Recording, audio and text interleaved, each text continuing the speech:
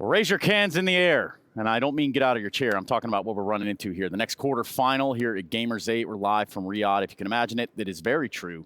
And we are getting to the nitty-gritty end. The nitty-gritty. The nitty-gritty. The nitty-gritty. I'm going to do the nitty-gritty. I think it's a new one. No, but in all seriousness, yeah, there's a lot to take in from this one. A big heavy-hitting matchup. We got ENCE on one side, a little bit of Cloud9 on the other. And stylistically, it should be fun. But ultimately, we're going to tell you all about that in our STC analysis. Isn't that right, gentlemen? Absolutely, Trace. Very correct.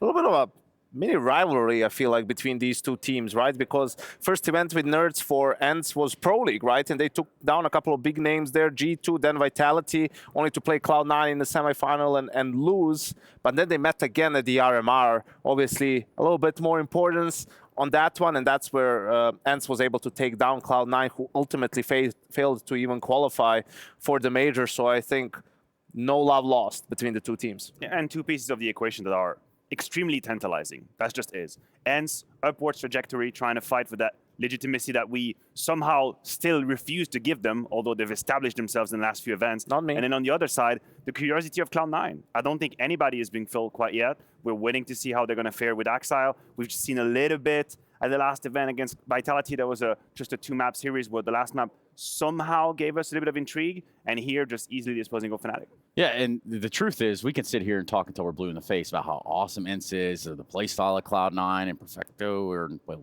anyway, that was completely wrong. What we can do is hear from them talk about each other. How about that? I mean, we are here to win, but we still has a lot to prove. We are pretty consistency in our game. We are ready for everyone, for every team, and yeah, we're gonna show our best here. Well, I feel like we are in a good form overall. We are not at our peak. We just have to enjoy the game, keep playing, keep improving every day, keep adjusting mini details. If we keep the good attitude, we can win the match against Cloud9.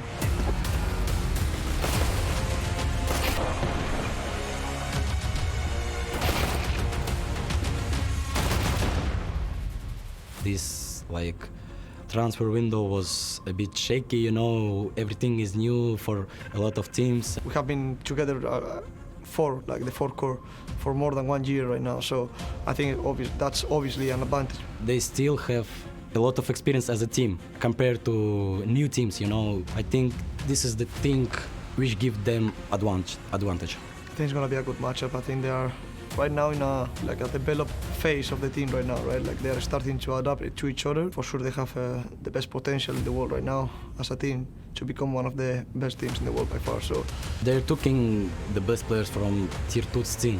I won't say they don't have good players. As you can see, this player was the best player in his previous teams. Yeah, I just want to play against them and just feel it on the server.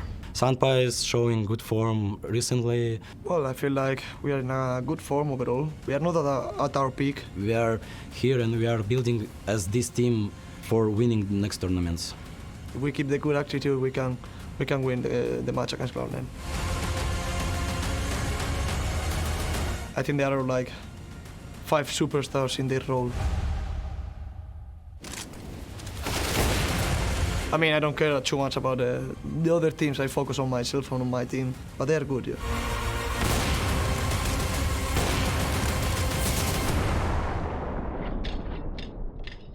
Well, they are at least excited to play each other. That's pretty cool to hear. But also in the server, all that happy and smiling stuff. No, we ain't doing that, right, Yanko? Hope not. Yeah. At the very least, you know. But sometimes it's hard to get much out of the players, right? Of course, they just want to get it over with, and yeah. I mean, there were some interesting truth in these interviews, if you ask me. I think we are posing this matchup as close to perfect CS and team play versus individual power. And this is how you phrase the matchup, and this is why you get excited. Because if you ask me dead in the eye, is Cloud9 playing a better counterstrike than ENCE? The answer is no. Finito, Donzo. I'm not going to go into this. But if you tell me, can individually Cloud9 go up against ENCE? Yes, absolutely. With the exception of Nerds, maybe, and that's debatable, every single individual in Cloud9 is stronger individually than his counterpart in ENCE. Oh, and really? that's why we get excited. Yeah, you want to go down the list? Let's do it. Yeah, why not? Shiro, Sanpayas, I'll give over to Shiro, no problem. Okay. Axile, Diha, I'll give over to Axile. Electronic to Snappy, I'll give over to Electronic. Okay. Hobby, do you want to do Hobby as well? Well, Fortunately for ENCE, the game isn't played on aim up 1v1, right? Like Yeah, it's fair. a team game, and it comes down to like, why do you have? It's all down to like, how do you give your players advantage when it comes to duels? Like if they are not prone to winning 50-50 duels, which I think also is something that ENCE players are still underestimated. Even guys like Diha, guys like Madden, like people only say that Nerds is the one who can shoot on the same level, like at say, I don't know, Nico or Twists or Exile and whatnot. But I don't think that's like that true anymore either. Like when you look at ENCE, when it comes to best of threes against top 5 teams, they have a winning record and by a large margin, right? I think better than a lot of other tier 1 teams and top 5 teams that you have. And obviously here they have the advantage, they've been longer together, and there's some questions that need to be answered specifically about Cloud9's map pool, because here would be a good opportunity for them to pick Overpass in the series, but we have no idea where that map ranks on their depth chart. For example, it used to be really good for the Cloud9 team for a while, for Navi, so and so, but with these 5 players, it might be one of their strongest maps. Yeah, and you know, that's a great terminology put there on a depth chart. I think in depth is what we should hear from Nerds and the ENCE side. So what are they going to say? He's always got a smile on his face, but he's always ready to dominate when it comes to the server. And I want to look at this Liquid game you had. It was a 2-0. It got quite close on a Vertigo game. But how were you guys feeling off that? Because obviously you're coming straight from Cologne into this and showing us what you can do. Yeah, my individual in Cologne, I would say it was a bit I had poor performance. For me, like I trying to fix my game style right now, and we talked, we had a lot of conversation what we can do. We came here to this tournament, we had like good communication. Even in Vertigo, we were good. Maybe the start it was a bit shaky, but after it, like our communication, the game plan was insane. And yeah, I hope it will be like that against Cloud9. Now let me talk about your individual level, because a lot of us, we see these really high moments for you, but there is these moments where it can drop off. You're talking about the consistency. Does it start to bother you in your mind? Does it affect your game at all? Do you start to think about it? And what's the team doing to help you? I don't want to go into details about it, but it's basically it's confidence issue. Okay. Yeah. So yeah. Well, can you be confident though right now when you're going onto a stage game here, right? You're going up against Cloud9, and it's a Cloud9 that can certainly fight. They're very heavy. I feel like you're going to be a vital piece needed for ENCE in this game.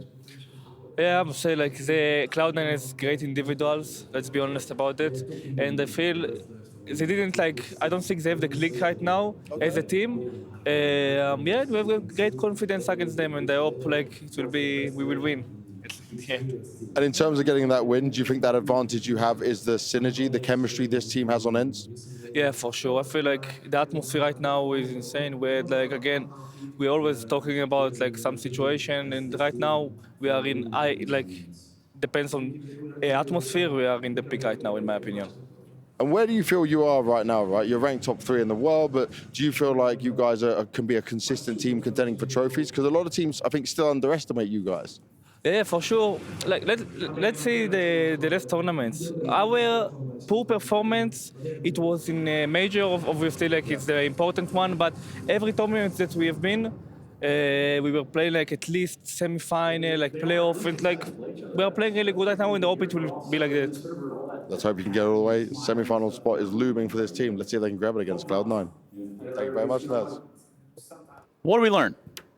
We learned that, well, what he said was true. Semi-final at Pro League, okay, failed at the major, won Dallas, True. final in Cologne, and the only game they lost was to G2 in that grand final in a best of 5. So for me, absolutely, I'm until, depending on the stage of a tournament or how big a stage is that they're playing at, I have ENCE over every team besides maybe G2 and Vitality. Anyone else who they play, yeah, I think they're the favorite. And they even beat Vitality in the semifinal in Cologne. Yeah, I mean, there had to have been a feel-good moment over there in Dallas. We know it was. We watched it. We witnessed it, the whole thing. Something like that does propel a team up to a different height. But obtaining and kind of containing that height, that's a different story. Yeah, I think they have to work through it right, knowing how to not let go of the gas pedal when you even winning. In that case, I think the last few months have been great for ENCE. We have to say they play a close to perfect counterstrike. I was rewatching some of their games coming on to today, and they just have a usage of time that is probably the best in the scene right now in terms of how much pressure they put and when do they put that pressure and what do they do with the time that they have left. And this is why in a game, for example, against Liquid, they just had them completely lost. Like after 30 seconds, Liquid had already panicked, the utility was basically over. You have to have individuals ready to take on a little bit of pressure because Snappy has the ability to mask whatever it is he wants to do and pressure you early into the game so you're uncomfortable. And I don't think a whole lot of teams do it better than ENCE. Yeah, sometimes it's easy for ENCE. I guess that could be the thing that we go with. But reality is that Cloud9's still on the other side. The only player you didn't name was Hobbit. Well, you kind of did. But Axile, Shiro, Perfecto, Electronic, there was a lot of hype around this lineup. How do we feel now in terms of temperature tests? I know that Cologne didn't necessarily give them that jump start that we were looking for, but hey, they got to the playoffs. I think it's looking good at the beginning, right? Because you can see some changes within their approach and their style of play that I think were much needed for this Cloud9 team. You see a little bit more variety on T side, a little bit of a faster pace at times. You see some, calculated risks on CT side too, where you're giving opponents a little bit of space to take space elsewhere, then making adjustments in the mid round, right? So it's a little bit more unpredictable, I feel like, than what it was before, which is obviously a positive. Yeah, a positive. So let's hear from the positives, and that's Cloud9 telling us what's going on. Fantastic game is on our hands here, and Hobbit's now going to be able to take on ENCE. But I want to find out, you had a day off between your game against Fnatic and coming into this. What did you guys do? How did you get yourself ready for this? I mean, chill. Chill. There is no practice. It was impossible to find it. Yeah, we went to the mall, we went to the city. It was a good time. I like this though. Chill seems right because you guys up on there on the stage, now even with your 5, even when Buster was there, everyone seems very happy. This team environment's so good. What is the biggest difference? Who's changed this environment to be so nice right now? Yeah, I mean, of course, Electronic giving a lot of energy to us, but in total, as I said, we have honeymoon period. Everything is good, everyone is happy, and it's working like that. The most important thing is the perspective, what's gonna be in the future. So we are trying to make it smooth, to do everything right, and that's it. Now you've been building for the future, you've been building for success, but this game here against ENCE, I think is a great test for you guys as the main 5 right now. And you've got some maps that really line up with it. So where's the advantage you feel you have over them? I mean, I can say we have like big firepower, good individual skill, and we can stop them. It depends how we're gonna feel ourselves. From team play side, I don't think that we had so much time to prepare a lot of things, a lot of stuff, but still we have something to surprise. Yeah, but still, we're a new team, and we have advantage maybe, I don't know from what side. It's gonna be very close game for sure. Now, for ENCE right now, they're a team that's kept their 5 together. Is it an easier team to prepare for you? Is it a team to get ready? Has Groove got a good amount of notes for you? Do you understand what to expect? You mean ENCE, right? Yeah. I mean, it depends how the game gonna go, If they will start like with good score, it's hard to stop, because they have like a lot of, all of them good players, and if they're feeling themselves very good, it's very hard to stop them. But still, I believe that we have a lot of individual like good patterns which gonna work. Okay, so do you feel like they're quite a momentum-based team? ENCE? Yeah. I don't think, maybe momentum, but still they're very consistently good. I mean, as I said before, Snappy, he has like a talent, to rise his players. Yes. It's amazing. I mean, it's cool. I respect such IGLs who can do for his teammates, for his players, like good pillow, I'm gonna say, yeah. I like it. Well, there's respect here, but there'll be no respect in that serve. I'm looking forward to seeing this game go down. Thank you, Albert. And just like a good pillow, cold on the underside, right, guys? It's very underrated. I travel with my pillow, in fact, to every event. Really now? True story. Is it one of the memory foams? Or? Yeah, exactly. Okay, in your Sleep memory. quality.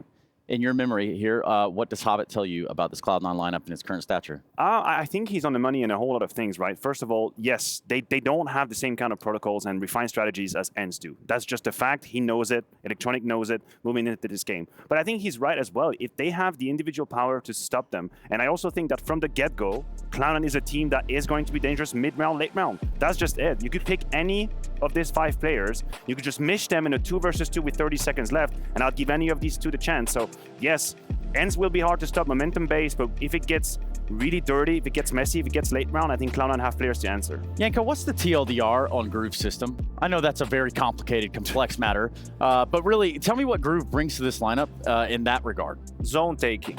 Zone It's taking. about Okay, zones on the map and taking different zones and then being able to anticipate sort of the reaction of your opponents and understanding it's a give and take and the timings of, you know, when things are going to happen on the map and sort of being prepared of it, being one step ahead, and in the end, just having a couple of protocols of how you want to end rounds, right? Based on what has happened up until that point. We listen, we had a chat with Electronic at the round table that was in Cologne, right? And he said verbatim, Hobbit and I, our job is to go in first, is to get down, get dirty, get messy, and then leave Axile, leave the Shiros in late round clutches. I understand that. I think the idea is great. But down the line, I think Cloud9 have a team that's strong enough that can play principle-based Counter-Strike and not position-based Counter-Strike.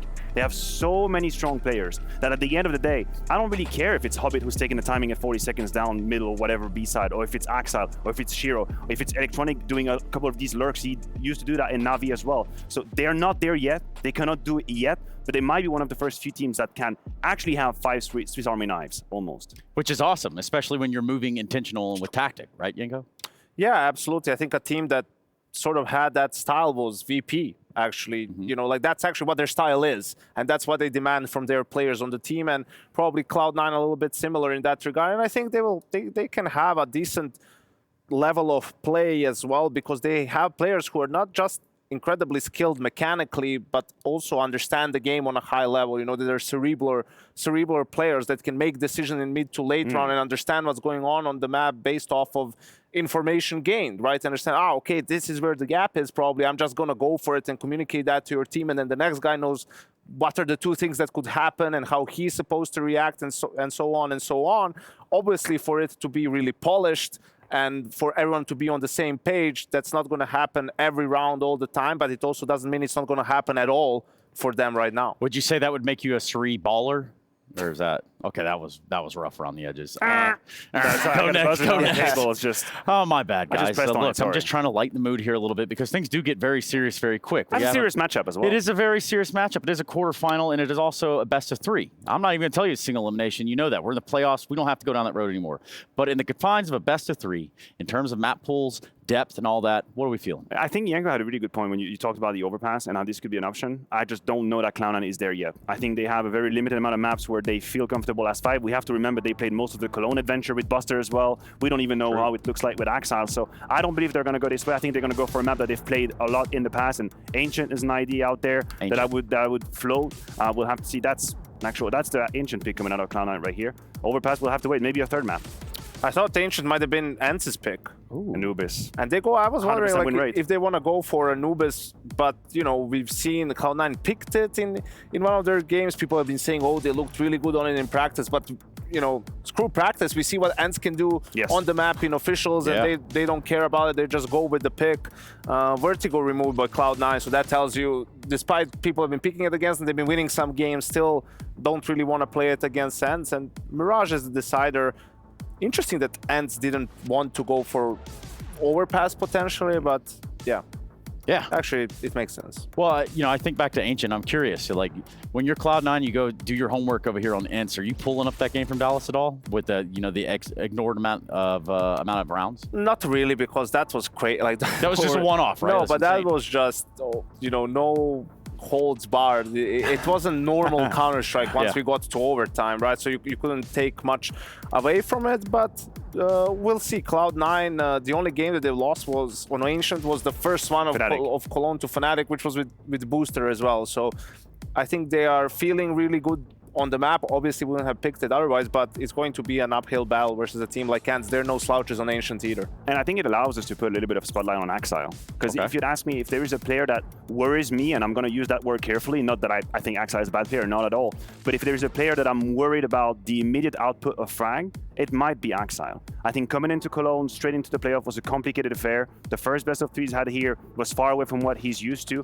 And I just had this thought, Trace, it just dawned on me. And I want to take the stage to share it. If you're Shiro and Axile, when you had Nafany with you and you had Buster and all that sort of, right? You were not winning, but you were extremely good. And whether you like to admit it or not, there might be a part of you that was thinking, well, I'm doing my best, but I'm not going to win. I can't win with this lineup. I love these guys. You're my brothers. I'm doing my best, but we can't win. Now, if you're Shiro and Axel, you have to win. There is literally no more explanation or go-to scapegoat in your lineup to explain why you're losing.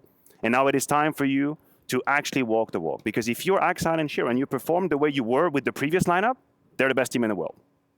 End it. Hands down, no discussion. End it. If they keep that level individually, I think we can end it with Electronic and Perfecto. But that's a big if, and I think it weighs heavy on you as a player. Well, if that reigns true, Yenko, how far away do you think Cloud9 is from that, if that is the case? Well, I'll give them, let's say, 2 months. I think we'll learn more at Pro League. They have more best of threes, but probably a month extra there, hearing from their camp, really. I think Shiro, is going to be fine. I don't expect any changes in performance. Axel, we'll see. Even before in that old Cloud9 some games, he just wasn't really there in some of those playoff games, in some of those playoff losses. But yeah, absolutely. I mean, on paper, it looks like those two guys were top 5 last year. Then you add Electronic, a perennial top 10 player, Perfecto, who is a little bit underrated probably, or at least in the stats department, you maybe don't see his impact as much. But in the first series here, he was their best performer, right? And Hobbit, who was struggling towards the end of that previous Cloud9 roster, but seems to have found, he looks rejuvenated in this lineup too. And yeah, it looks like a lineup that has no weak points. And the cool part is we did look at the Veto, we do know the maps, and I'm thinking like Anubis is going to be one of those good crossroads here. Not in the fact that it is the second map of the series, but what we've seen from these two teams already in the tournament itself. I mean, what we have seen already is that ENCE can just immediately roll you like a taco and throw you out the window. But straight up. Mate, who's throwing tacos out the window? Why are you doing that? I actually don't know why I went with that one. That could have been so many other ways to finish that taco analogy. Trash can's a good place for it too, but what? Is that better? Or mouth? Yeah, exactly. Or the mouth. That's where I was gonna go. But I don't make a habit of saying I'm gonna put things in my mouth live on air. I suppose it is a dangerous treaded water. You should not throw tacos out the window. Please. What I'm saying is the tacos. None were harmed in the making of the tournament. I can tell you that straight out of the gate. Not. But for real, I think Anubis will be that middle ground where we're going to get the head-to-head, stylistic clash. I think for this Cloud9 lineup, the Veto is good in a sense that 2 of their most played maps, even after the player break, were Anubis and Ancient, right? So they had a lot of reps even in official games on the maps, and then Mirage a couple of games there too. So they'll be happy with that, but ENCE is a completely different beast. Like I told you, I said Snappy is really good at hiding whatever he's doing and making early pressure on you without exactly knowing what's happening, and Anubis is a great example. You'll see in multitudes of different rounds, you see him and Diha making pressure onto the A side with a couple of util, but sometimes there'll be 5 and sometimes it'll just be 2. And it'll be 1 minute 40 or 1 minute 35, and if you're in the defense, if you're Axel in that case, you have to be able to stand your ground and not just fall back immediately, because then the fog of war becomes too dense to work with. You've basically lost the side. There might just be 2 players in front of you, and Sunpias +2 are waiting outside B executing on you. So I want the Cloud9 defense to be a bit forward, the first wave of utility, in order to call these bluffs, because they are bluffs. That's also part of Snappy's masterclass, if you will, is that he will bluff you a couple times with pressure that might look like a disguised attack. But if you're standing strong in front, and if you just win that 1v1 versus D House coming in like a tank, then suddenly you know there's nobody. But Liquid couldn't do that. That's why the game it looked like a circus, like the Liquid game. It was ridiculous. Yeah, I hate to say it. Liquid ain't looking like a whole lot of anything right now. But that's for a different discussion at a different time. What I want to know from you two gentlemen briefly is to who you think is going to win. Like overall, this is a series. We can start with Yenko down on the end. I'm going to go with ENCE. I think they've absolutely proven to me that they're a legit contender team at the moment. At this stage of the tournament, against this opponent, I have them taking the series. Next victim. I side with him. Sometimes I have to be reasonable. And Cloud9. Only sometimes. Sometimes, yeah, but if I was always reasonable, we'd be bored of hell. But this time I'll go with ENCE. Yeah, you're supposed to be that neutral side of things. I think that, but I think majority of people still go with Cloud9 just because of the name. I think they're favorites in the bookmaker. Well, I do think that can make sense. Of course, gentlemen, thank you very much. We are ready to get into the game. Just 3, 2, 1. All right, let's take off. It's time. Let's get into it. The quarterfinal, Gamers8. We're moving into our second game of the day, and my oh my, it's a special one. ENCE going up against Cloud9. ENCE just coming off the back of a second place at Cologne, looking to prove themselves again to go further in a tournament, where Cloud9, the team that was built to win, built to dominate, still finding their form, still finding their footing. But fancy either way, we're about to have some fun. Definitely, we're going to have some fun. And honestly, Cloud9, they're looking like an all-star team. And we just heard the analyst desk talking about they potentially could be the best team in the world. أعزائنا المشاهدين زي ما احنا عارفين اليوم راح نشهد المباراة الثانية معنا في الكوارتر فاينلز راح تكون عندنا إنس ضد Cloud9. المباراة هذه فيها كمية أبطال مرة نتكلم عنهم ساعة كاملة على المسرح، لكن أكثر شيء ممكن نتكلم عنه هو أنه كل الفريقين حصل بينهم تغيرات بسيطة، التغيرات هذه أثرت على وش ممكن يسوون اليوم في المسرح. Now, we were also hearing the analysts say, right, that, yeah, they're siding with ENCE for this, but a lot of people might go with Cloud9, the name value, the power. We look at this, but it's all about them finding their form, bringing it together, and they haven't had that much time yet. They had to play their first tournament, not even with the full five. Buster coming in to stand in wasn't ideal for them. So this really is the first test of a full tournament of the five and what they can deliver. But Hobbit said to me in an interview himself, he's in a honeymoon period. They're having so much fun, there's smiles on their face, but in a game like this, it's going to be not just smiles. There's going to be a lot of stress that they're going to have to go through. I mean, honestly, it's going to be a lot of pressure on Shiro and Axel, considering the fact that they are the stars of the team, they're the core players with Hobbit as well. أعزائنا المشاهدين زي ما احنا عارفين الآن الأكثر شيء ممكن نركز عليه في هذه المباراة إنه Cloud9 غيروا اثنين من الراستر حقينهم، زي ما احنا عارفين إنه بيرفكتو صار معهم الآن، إلكترونيك أيضا كلهم جايين من نافي، وأدائهم حتى اللحظة هذه كان مرة مثالي، لكن إنس بنفس الوقت أدائهم كان جدا متميز خلال السنة كاملة، لأنهم هم الآن كملوا تقريبا سنة مع بعض مع لاعب واحد معهم اللي هو دخل معهم قبل 6 شهور، فأي شيء ممكن يحدث في هذه المباراة، وأهم شيء تكون الاستمرارية معهم في هذا الجيم. Well, let's bring our first team to the stage. They're a team from all over the world. They're a team looking to dominate once again. And they're a team you cannot underrate.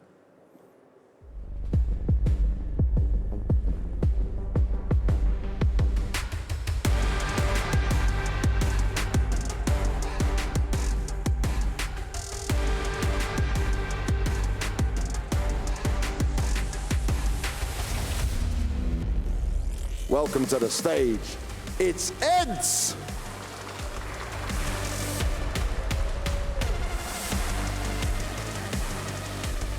ENCE right now are on top of the world, and they'll be looking to go a little step further if they can do it here.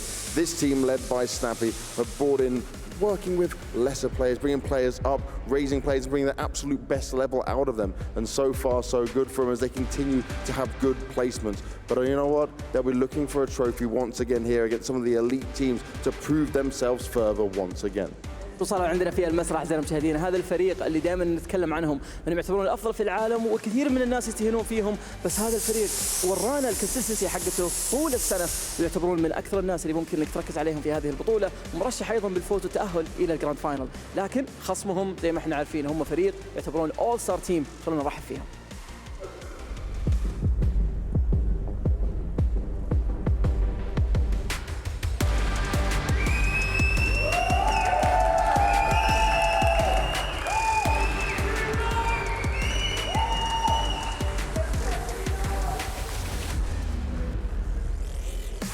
رحبوا معنا في المسرح Cloud9.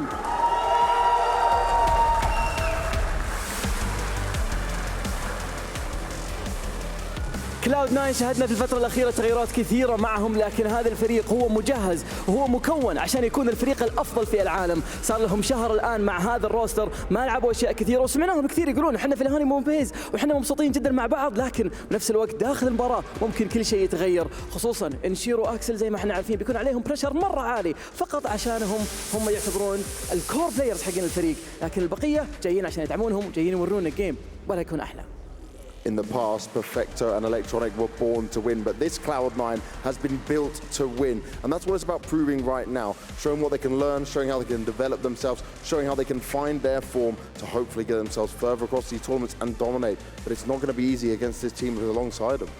not gonna be easy. أعزائنا المشاهدين إنس وكلاود9 المباراة هذه راح تكون بس ب3، المباراة هذه بتكون الفائز فيها يضمن مكانه في السيمي فاينلز، وأيضا لا ننسى إنها سنجل إليمينيشن، معناته واحد منهم راح يودع الرياض اليوم. فهل يا ترى بيكون كلاود9 الفريق اللي كله أول ستارز ولا بيكون فريق إنس اللي ورانا كونسستنسي طول السنة؟ ما حد بيدري.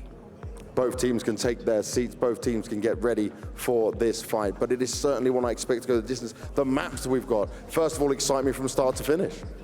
Can I vote this time? Oh, you want to now do it? Okay. So many times he was saying, no, I don't want to have a vote. Where you going then? Come on, tell me. Obviously, it's going to be Cloud9, man. I mean, Axel and Shiro with the full roster. This is a dream roster, and I have to go for them. I'm guessing you're going for ENCE? I was going to go with Cloud9, man. But, you know, if you want me to take it, I'll take it. I was going to join with you, you know, because my boys, Perfecto Electronic on there, the old Navi roster. Now they're coming in here. It's a happy team right now. ENCE, for me, is certainly the favourites. The analyst desperate for them. So, you know what? Here on the stage, we can go with Cloud9. We can jump together. So definitely we're jumping together. اعزائنا المشاهدين هذه المباراه بتكون من احمس المباريات اللي معنا على طول. الفائز فيها بيتوجه للسيمي فاينل. هل يا ترى يقدرون يسوونها Cloud9 او ENCE؟ على طول خلينا نروح مع المعلقين نتكلم اكثر. Let's get into the game. It's Cloud9 taking on ENCE. Well, welcome back to Gamers8, ladies and gentlemen. You join us for our third quarterfinal, second game of the day, and what an absolute banger we have in store for you. This could be the game of the tournament. Two titans of the CSGO scheme prepare to clash as a new look Cloud9 take on the powerhouse that is ENCE. There is no clear favorite here, Anders. This one's going to go down right to the wire. I'm so looking forward to this. I think this new Cloud9 team look amazing, but I am really a fan of the way that ENCE have managed to build not just this team, but so many teams in the past with a lot less funding than a lot of other teams. They're building it from the ground up. I would say ENCE is one of the few organizations right now in the world that are doing esports in a really reasonable way. Absolutely. That are actually building for the future. It's super cool. It's hard not to be a fan of what they're doing, and I think they're going to be performing really, really well. I kind of also want ENCE to win because there is a chance that if they do, that we could have the rematch against G2 because they're on the other side of the bracket. Point. That'd be sick as hell. But it's a little bit into the distance. I don't know if G2 are even going to make it past. I mean, we don't know that yet. I'm looking forward to this one. I think this is going to be one hell of a game, Henry. I think you might be onto something there, Anders. I don't know about you, but I'm going to go full send for this one. I think this could be the game of the tournament. So much skill on the server. It's an absolute cracking map to open things up as well. Ancient, where no love will be lost between these two teams. Ladies and gentlemen, we're about to kick off the third quarterfinal. Buckle your seatbelts. ENCE taking on Cloud9. Well, let's get right into the game. ENCE going to be starting on the CT side, Cloud9 on the T side, and we are on Ancient to begin with a great constellation of maps. I really look forward to it. Obviously, Anubis is that second map, so we're just going to have a lot of fun here. It will not be boring. We'll see if the monitors will stay on the table or if they end up on the ground like the other day, but either way, who's your favorite for this one? Do you want to pick a winner? I don't know. I have no idea. I just want to have a good game and everyone to be happy, Anders. That's all I'm looking for here. And we'll get into the action. Cloud9, like you said, on the T side. They've got P250 in the hands of Shiro. You know he can be deadly with that pistol. A smoke to follow as well. And all 5 players are towards middle right now. This is avant-garde. I haven't seen an approach like this before. It's very slow as they start to execute now. But they've got a backstep coming in from A main. Yes, they have a double push, in fact. Now, they're going to get the first kill on Sunpius. That's at least something. But Snappy was quick on the return. And now they're smoked off. They're actually routing their whole attack back to the A-bomb side through the middle, and they run into Nerds and they instantly destroy him. Electronic to take him down. Snappy hoping for a headshot. He has to get the headshot here, or his team, I don't think they'll be able to get the retake in. Madden showing up just in the nick of time, and they're still just the front of the bomb on the other side. Oh, it's Snappy from the other side. He stops the bomb plant, and now he's in a 1 versus 2. Here we go then. A little bit chaotic here, as you might expect with ENCE on the server, but it will be Cloud9 to pick up the pistol there. A lovely ace split. It was looking so promising, a bit more complicated than they would like. They weren't really checking that CT spawn position. Snappy's position made them actually very uncomfortable indeed, but it will be a convincing finish. 2 versus 1. The in-game leader of ENCE unable to find a single frag in that exchange, but Axel, he certainly did, fragging out there, finding himself a hat trick, and it will be 1-0 in favor of Cloud9. You would expect the force buy here in the second. Sunpius confirms that with the scout purchase, and we might have a slight technical pause just to catch our breath, Anders, as per tradition. That is how it goes normally. I can't believe the double push into the hallways with some highs and the Snappy didn't work better. I mean, it looked like it, because you said it. They had everybody in the middle on the C side. They should have been caught. It's a cool split, right? So you get full mid control, and then you throw that smoke from middle that lands in the CT spawn area, cutting off the B lanes, and meaning you can actually go towards Temple there. They were ready for it. We saw some Pius there in towards Temple, hiding, hoping he could actually get something done. Taken down early, and it did not work out for them as Cloud9 ravaged them over the A-bomb site. And we're waiting for the buys to come through. We actually have lost a player on the server here, so a chance to catch our breath and think about what we just saw. Bear in mind, it will be ENCE forced buy into the second round, chomping at the bit to get stuck in. There's Madden on your screen as well, one of the influential players, of course. I'm a big fan. I know you like Madden as well, right? Yeah, I think they've really picked up a really great constellation of players. You're a DH fan. You're the DH man. I forgot. Massive fan of DH myself. Yeah, but I do like Madden. I think he's one of those players you can probably get to do a lot of different things. They have a couple of players, obviously on Pius. You have to give him the AWP, and with that comes a specific role that he's playing. I would say ENTS again is someone who's going to take up a lot of oxygen in the team. So you need a couple of players that are willing to compromise, and I think Snappy and Madden are some of those players that you can get him to do whatever you need, basically. What a tournament Pius had in Cologne as well. Oh yeah, like show-stopping, superstar level. Unfortunately, didn't quite display that same caliber in the grand final. That was the only problem. They were undefeated on their route to that best of 5, a 3-1 deficit in the end. But still, what a journey it was. Certainly taking the attention, and people are starting to take this team seriously now, Anders. I'll tell you another reason why I do like DH is because he comes from actually a generation of Polish counterstrike that suffered under the original VP, with Taz and Neo and all of the Golden 5 people there. They were just completely overshadowed by them. Nobody knew who anybody else in the Polish scene even was at all. But DH was one of these people, and he had to escape the Polish scene to play outside of Poland to even have a chance to get noticed. And for a long time, it just didn't look like his career was going anywhere. But I would say in the last 3 or so years, he has massively shown that he's a really competent player. And from my point of view, he's a smart player, and it makes it really fun to watch. He makes a lot of really cool decisions. So it's just enjoyable, and they better be smart and they better be quick because they are playing Cloud9. This particular Cloud9 team just looks so stunning. This is going to be a hard game. An absolute powerhouse of brute force and skill. Hobbit dissecting middle. Smoke down towards Red Room. Mac-10 in hand as well. And as noted, it is going to be the force buy here for ENCE. Focusing on the pistols, of course, with Desert Eagles, 5.7, scout shot. Rings out there towards the B bomb site. Nothing connecting so far, but here's Snappy. Holding towards the cave position. Smoke in hand. Doesn't want to fight here, just wants to delay. Deeper smoke as well. Might give him a bit of wiggle room. As we get to the 1 minute 20 mark. Cloud9 still with the majority of their utility. And looking to push down the B ramp. 3 players start their push. Looking for that opening kill. One Deagle bullet rings out, but fortunately for Cloud9, no connection on that side. Snappy's still thinking about it. He really wants to move forward, but Axile is well aware. 3 Mac-10s, so they have a lot of chances to move up. They don't have to risk the AK or the Galil here at all. They can just take it a little bit more slowly. And here comes a shot from Electronic. Nothing I think ENTS can do about this. He's actually doing way more than he could have there. Yeah. It was a little bit surprising, but still, they're going to be able to clean it up. DH, maybe get another kill. Well, he definitely can through the smoke like that. That's surprising. And that's a 1 versus 2. It's going to get a bit nervous. They picked up the bomb, and they've run. They said, you know what, it's not worth it. Well, there's so much space that's been garnered here from Hobby. He's waiting towards the Red Room area. So even if he does somehow read this fact, they're going back towards A, there's no way he can preempt Hobbit's position here. I don't think he even checks his corner. Down he goes, and Hobbit confirmed around the force by. Swept away there by Cloud9. Pretty comfortable in the end. A couple of nice kills from ENTS, but the round was never really in danger, it felt like. So that's absolutely fine. Has to be the full eco for ENTS going forward. Not really much you can do with this, I'm afraid. Maybe get a flashbang, try and push down the B ramp and see if you can trade out some kills here, but should be a bit of a gimme for Cloud9. They've got the Mac-10s, a perfect weapon for the job going forward. They'll be able to farm an absolute boatload of cash. Send in Shiro and Perfecto first and see how much cash they can find. So yeah, we've got 1 single HG for DH. He goes towards middle, he'll throw that towards elbow. Doesn't connect. And it's just a matter of time now. Go through the motions. You can throw these Mac-10s in.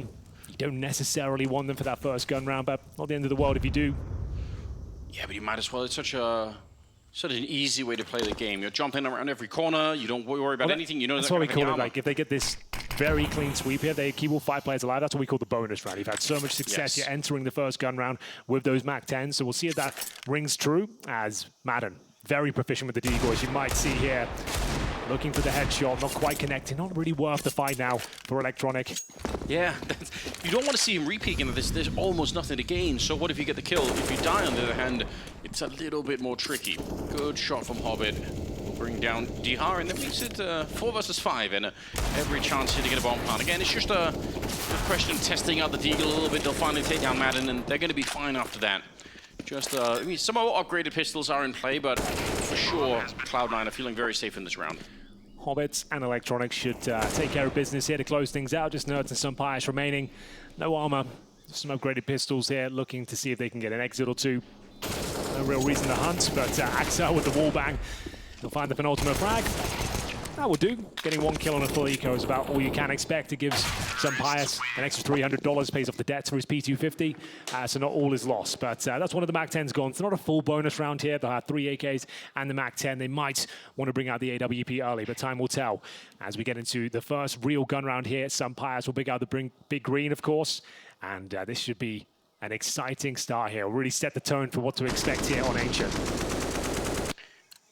Yeah, and that's Shiro on the other side. You didn't ask the question. He is going to pick up an AWP of his own. So they actually throw away the MAC-10. They did have one, but they decide, you know what, it's not worth it. Let's just try and see if we can knock it out of the park on this first one. He's made the jump. There we go. They already passed.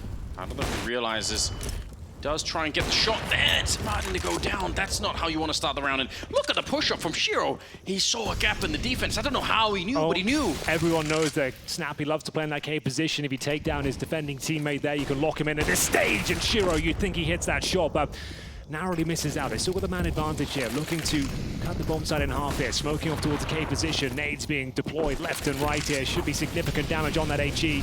Bomb desperately trying to be planted here, but being spammed. They're taking a lot of damage on Roots here. Nuts! He buys them some time. A kill going in favor of ENCE, and maybe they've got something to say about this one. Awkward round. What's they had the Hobbit up bomb to? side for so long. On the other side, Hobbit is taking a fight with Sun Pius, and he's going to win that fight. Still got a minute on the clock, so they're not This is under so pressure. confusing for them. The bomb's down at B, but they're finding kills towards A as well. And there it is. It's a very chaotic round, as you might expect here, but it is going to be 4-0 for Cloud9. Just working that opening pick, a boost up on the box, and Shiro, as soon as he gets it, you saw how much conviction he had running at that B ramp, knowing the snap he'd be locked in the cave, and there's nothing he could do at that point. It's opening kill, pretty standard, but it's this play afterwards, knowing there's the open side. Yeah, even if he doesn't get a kill, just paving the way for the rest of the team to follow behind him. Yeah, what a weird round. Probably very hard for ENCE to call what's happening, especially when Hobby gets the kill over the A-bomb side. You must be wondering what is actually going on. 4-0 in favor of Cloud9. Some really aggressive rounds that have come out for them here. I love it. And unfortunately for ENCE, even with the maximum loss bonus, it's going to lead them to a half-buy scenario here in round number 5. Smiles all round for Cloud9, a tactical timeout here, a chance to discuss options going forward. And it's still a viable round. It might be a half-buy, but you've got utility, you've got upgraded pistols here, and ENCE are very proficient with them. It's Diha with the MP9. Now, he is a specialist of that weapon. He can do unspeakable things with the SMGs, and as we've both seen it many, many times. So don't consider this one a foregone conclusion. And it's looking to be an A-lean this time. We've got Shiro and Axel operating towards the A-halls. Looking for that opening pick once again. There's a boosted player in the form of Dihab. Bear in mind, he's got an SMG in a prime position there on the A-bomb side. That can be very difficult to deal with. That's what they're hoping for. They're really gambling a fair bit on that. Axel does. Check it. You called it, Henry. You said it. He is known for that. With the battle against Axel, jumps down to pick up the AK. Oh my God, it's the Molotov that takes care of him. That's so sick from Shiro. Just reads it perfectly. Drops the Molotov on the gun, spams the bullet to the Deagle as well, hits a shot, gets the kill, and he's almost got a team kill there, but Hobbit will maintain the advantage here. 4 versus 3, but 2 players remain in the B bomb side. It's going to be Sun Pius and Madden. Nice crossfire as well, focusing towards the cave. It's a tight choke point. They don't have to commit to this. They can just leave Hobbit here and go back towards middle if they so wish. Plenty of time remaining as they start to spam through the wooden boards here. Big kill from Hobbit. And that should be enough here. They just need to deal with one more player. It's going to be Sun Pius, who has now been smoked off towards long. Good work. Why risk it? Why try and fight him straight up? Just smoke him off and put the bomb down and be sure to win the round. Yeah, good that there was no team kills. We had enough team kills in the last series for the whole day. A new world record, I think. It was at least 8 in that series. It was absolutely insane, but nothing out of the ordinary so far. Apart from Cloud9, absolutely ravishing their opponents here. Nice shot from Sun Pius, a consolation prize perhaps, as this round has slipped by the wayside. 3 players remain. Electronic recovers Shiro's AWP. And so far, so good. 5-0, absolutely locked in. ENTS at least has an AK-47. Haven't really got going here on Ancient thus far. This is the pick of Cloud9, just to note that as well. That's why they're starting the T side, but depending on who you talk to, this is considered a T-sided affair, so looking very good for them so far. ENTS will be holding towards Donuts. Looking to hold on to the AK, which he'll be able to do so. That means they can drop an AWP easily and keep Sun Pius' finances nice and strong. What a brilliant beginning. Cloud9 locking in the first 5 rounds and just look like they're relentless at the moment. And they slow it down at the right time. This is what I really love. It's so hard to play against because they're very aggressive at times, but then when they need to, like against Sunpires and the Deagle over there, they slow it down. They don't mind. They've played real slow, and then they're not giving you any more opportunities. So yeah. So good mix of things here. Calculated risks. Yes. It's to be execution. I love this calling so far. Electronics presenting a perfect game. They're going to be dropping the early smokes, contact play in. It's just Sunpires. I say just. He's got that AWP, opens things up with a great shot. Unfortunately, though, just good for one. DHL will pull one back through the smoke, however. So not all is lost here. They've actually got the man advantage. A bomb should be planted here. CTs don't have to force the issue. They can wait for a proper retake to come through. Can't risk losing manpower like that, Madden. They almost caught Shiro, but almost won't cut it. 11 health, sure, but he's got the AWP in the back line. They have a Molotov, so they could try and burn him out, but instead it's going to go towards the tunnel. 3 versus 3 in the afterplant here, and this could be really tricky. I think you're right. You don't need to lose a player. This could have been a 4-on-3 retake, and instead, man down. It's going to be Electronic to get the kill on Snappy Nuts with some good shots on the AK. And let's see if they're going to have to pay for leaving Shiro alive. Nearly gets the shot, but not quite. And they're on the defuse with the kit as well. He has to push forward, tries to jump once. He wanted to get the shot through in his mind. I'm sure he was thinking about it, but doesn't work out. And ENCE will get the retake after all. I really like the call there from Cloud9, but it's Sunpires in the perfect position. He read it well as well. We've heard in his interviews as well, he calls where he wants to go at the start of each round, and he could see he placed himself in the perfect position just to shut it down, but he got dropped. And I thought if Electronics killed there towards the temple, that would be more than enough, but as you might expect, another exceptional retake coming in from the likes of Nerds, and they post their first round here on the CT side of Ancient. Full buy on either side, of course, plenty of resources for Cloud9 after having so much success early on. 5-1 here. And back into a more default setup. Hobbit, though, trying to crack things open towards middle. He's got a chance at the first kill. Nerds will swat him and retreat. Yeah, Nerds really made a name for himself quickly. Another endpoint alumni. Absolutely. So the best players in the world are bred, Anders. Yeah, it's true. Somehow it's turning out that way. It's kind of crazy. And speaking of which, he's going to take down Hobbit to the middle. This needs to be the start of a bit of a run for ENCE. From their point of view, they don't have any money in the bank. They're down 4 rounds. And Cloud9 just have come off blazing hot. So you want to slow this down. You need to make sure you can win this round. Start to build something on the CT side. Snappy's up close towards the Jaguar cave. Yeah, precarious spot. Needs to be careful here. Has got the AK-47, so more than viable to go for the heads-up duel here, but up against the likes of Electronic, could be a difficult fight, but thankfully he is low, so a few bullets were taken down, as demonstrated there. Shiro trying to trade things out, but Snappy's playing it so well. Could even fall back here, but he wants a bit more. Drops the bomb, guarantees the round. Excellent work here from the in-game leader. He ain't done yet. Perfecto finally silences him, and we got a 4-on-2 in favor of ENCE. Should be a done deal with 30 seconds left on the clock. Nerds just trying to lock them in towards the cave position. Perfecto desperately hunting for a frag in return, but Sunpires has got a perfect position towards that cave. And that's going to be the second round for ENCE. And in terms of finances, we maybe have one more buy here by virtue of Shiro's $9,000. The rest of the players, though, feeling the financial burn. Yeah, it's come to an end rather quickly. Cloud9 would love to keep it running, but ENCE really stepping it up, especially Snappy, obviously. These 2 kills, playing a dangerous game, I would say, against someone like Shiro. But he's so a dangerous capable. game, but still a confident and convincing one. Like, the fact he gets those kills, drops the bomb there, he isn't backing off. He's here to clean up the rounds himself. Great work from Snappy. He was the highest rated player in the grand final for ENCE, so take from that what you will. Good position open on the other side. Let's see who's going to be quicker on the trigger. Spanish sniper just looking down the range, and that's a very easy shot. I thought there was going to be a flash maybe to set up Shiro, but there isn't. That Snappy continuing his reign of terror in the Jaguar connector. It's going to be very tricky here. Axile and Perfecto 2 versus 5, and at this range, even just getting some damage in, get 1 or 2 kills in this round, that's going to be really critical. They set up the grenade, but it's way too deep, and Madden will take the last one. 3 in a row for ENCE. Starting to see that teamwork come through. The dynamic player, Sunpires, every single round he's in a different position. Exactly where you don't want him to be. Finding the opening frags, locking you down, continuing to push, and Snappy's looking like a beast in that cave, mauling them.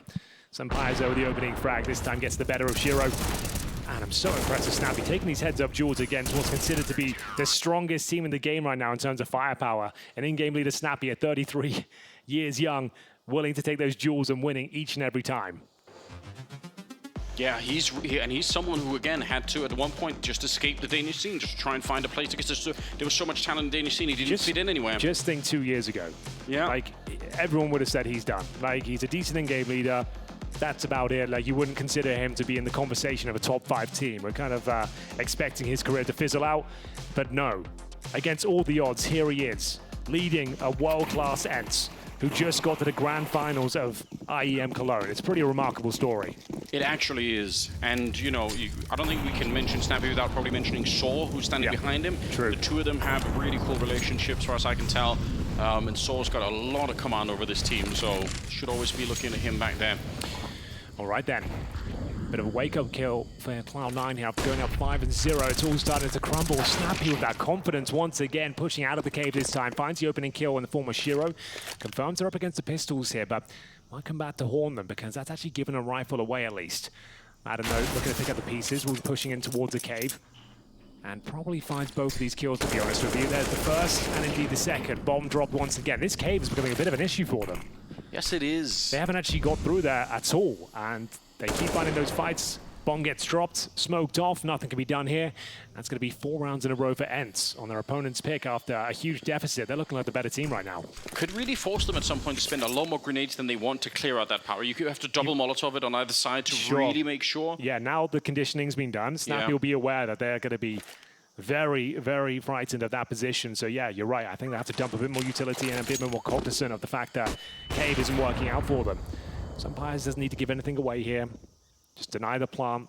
That's the only real objective, and the bomb is down, of course. So no one needs to find these last 2 kills. Don't risk it. Hold the choke points and make sure they can't get close to victory here. Axel taking in significant damage, but should be dealt with in due course. It's Madden to take him down, and look at the setup they've got right now. 3 AK-47s on the CT side, a Sumpires AWP that hasn't really missed a shot yet.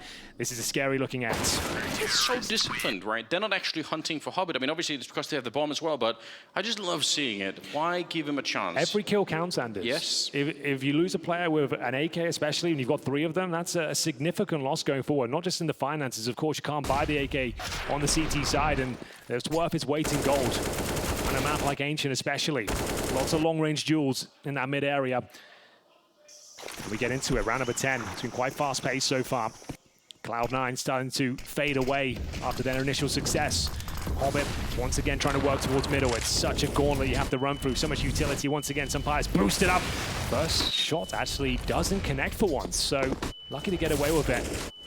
He had the chance. Hobbit, he's been fighting to get through the smoke, waiting for his time, and it just wasn't there. Snappy's good for another one. Perfecto's almost dead. You got to be careful you don't run into the flames there, but reloading in the face of Axel, that'll get you killed every single time. 3 versus 3, and the bomb rather far back outside of the B-bomb site. So still some time here for Cloud9 to figure out where to go. 1 minute and 15 seconds on the clock. I'm so impressed with Snappy. Like, he isn't adjusting anything. They can't work out the solution to take him down. Sure, he went down with 1, but he got a dink on Perfecto as well. Pretty much nullified his efforts. It's up to Axel and Shiro now. Sumpires defensive hold in towards B, but he's not alone. Madden will be rotating in, but the smoke is deployed towards short. Another AWP shot connects. Axel now the walking wounded also. Yeah, they know that Sumpires is holding this corner. Madden's pushed through the smoke. That's a very cheeky play. Taking down Axel, Shiro, and Perfecto. Yeah, they've got the bomb, and they've got the bomb site, but they're locked into it. I'm not sure this is going to be working out so well for them. They do get Sumpires, and that's something. They're running back. That's going to be heard the whole way. Dihard's a free kill, no problem. And the bomb is just so far away. Perfecto on 9 health with 30 seconds. I just don't think there's anything you do, unfortunately. Well, after a 5-0 kickoff here, ENCE reply in kind, 5 of their own, and very convincing rounds. Like I said, I think they're looking like the better team right now. They have got them under lock and key. Plenty of money, resources starting to spiral. They've got $10,000 on Madden after this round, and Perfecto with no choice but to save after being tagged up in the round. He got 2 kills, but it's all for naught, and it will be maximum loss bonus going into round number 11. ENCE are showing up on their opponent's map pick and stabilizing, looking deadly here across the board. 3 players with over $10,000, so they've pretty much got enough cash for the rest of the half here, Anders. This is going to be a difficult one to recover now.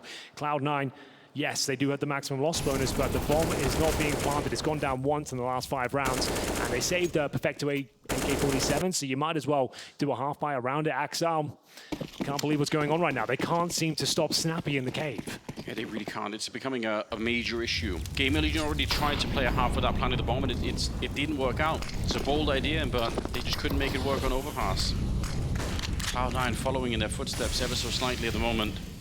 2 MAC-10s, 1 Tech-9, 1 Deagle, and 1 AK-47.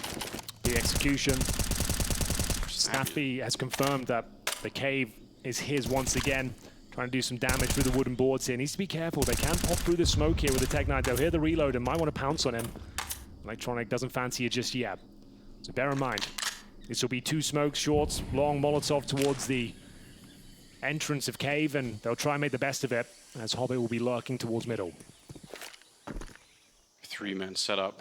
Deep smokes, but they're going to be playing in front of those smokes, especially Snappy. So deep. The flashes land behind him. He's doing some damage, but Nerd's there to take on over. And again, look at how they're playing inside of the perimeter of the smokes. The smokes do nothing because they're just so far in front. Hobbit's going to go down, and now it's Shiro, 1 versus 4, and he could do absolutely naught. It's 3 kills on Madden.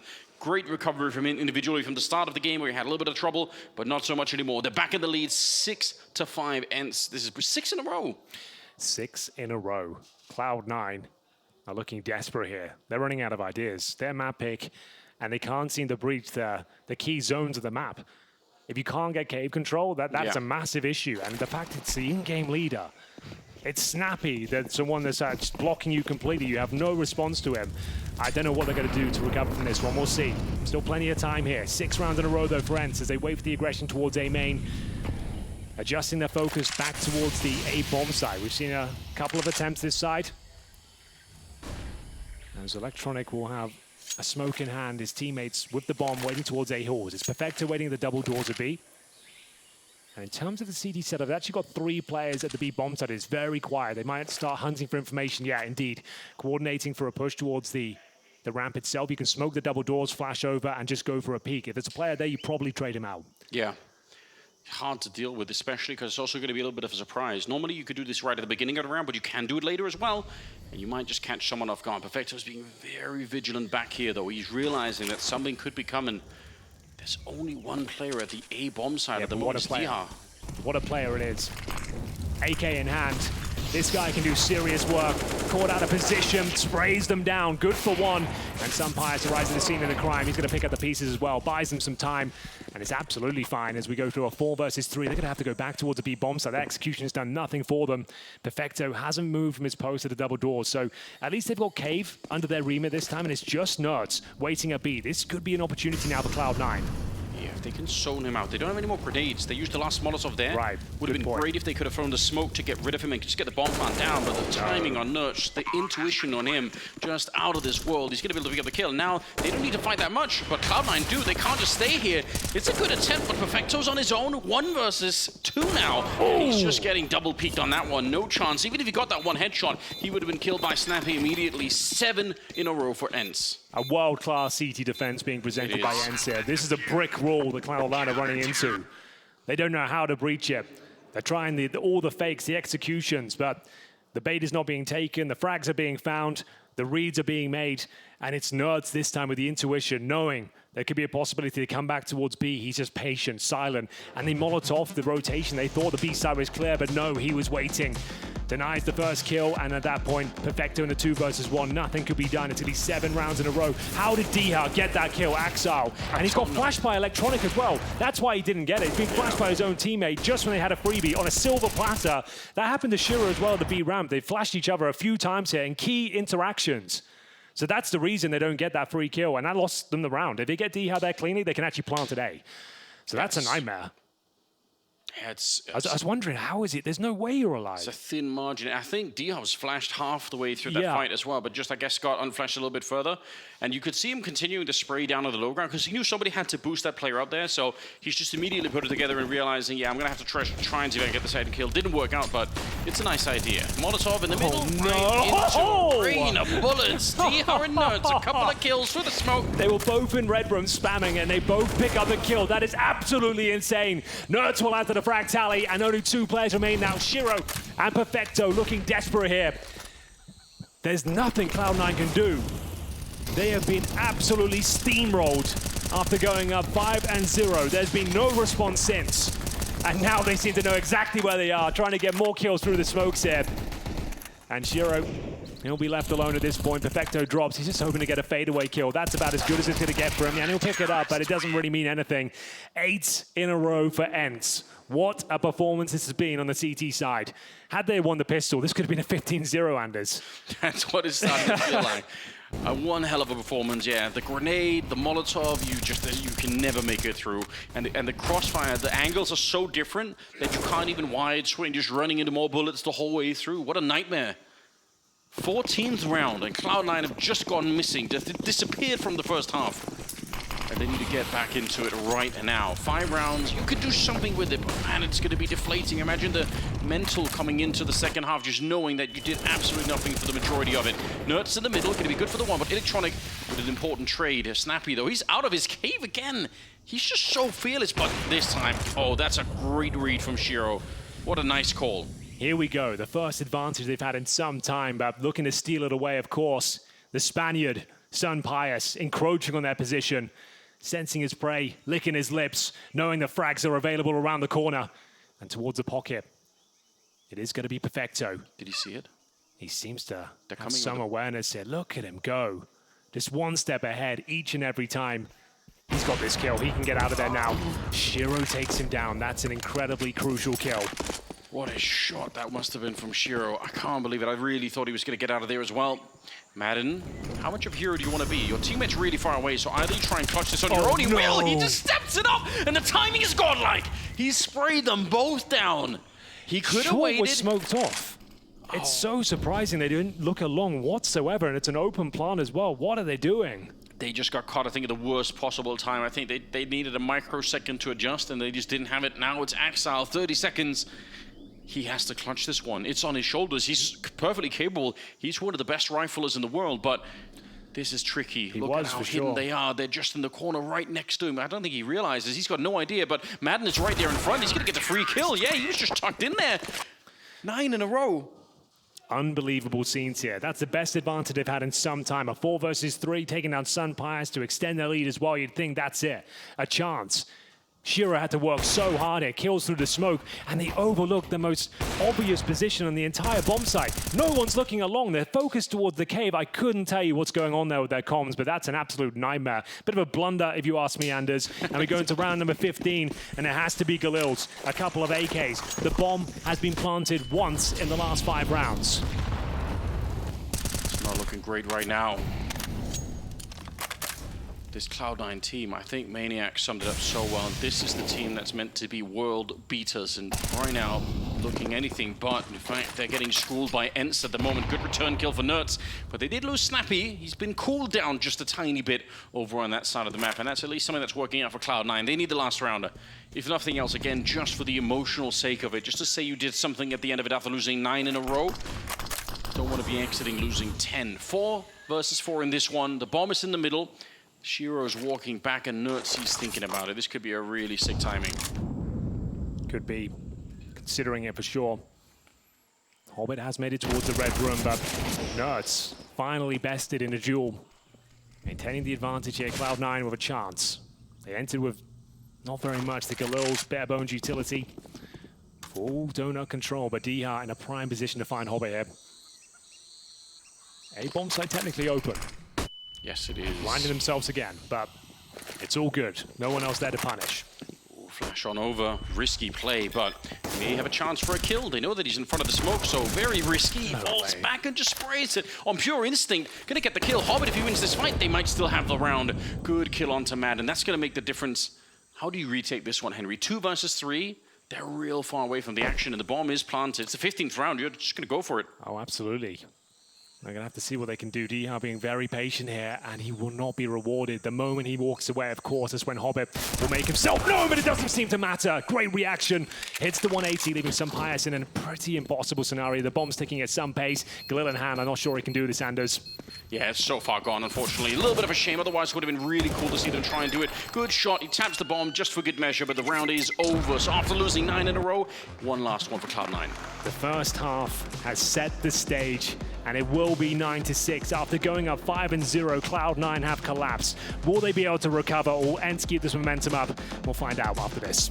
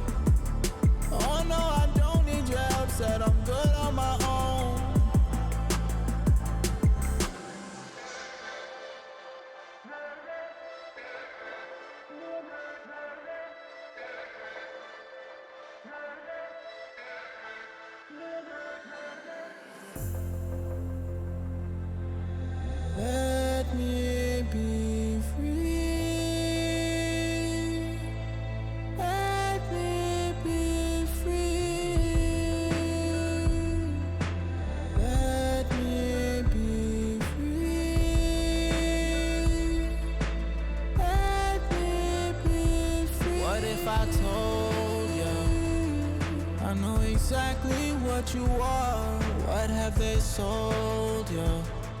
On that red hot boulevard. Ooh, I'm doing damage control on my heart and my soul. Oh no, I don't need your help, said I'm good on my own. Ooh, I'm doing damage control on my heart and my soul. Oh no, I don't need your help, said I'm good on my own. Can you hear the sound of thunder? Not much time to run for cover. Warning of what is to come. Can you hear it coming closer and closer and closer?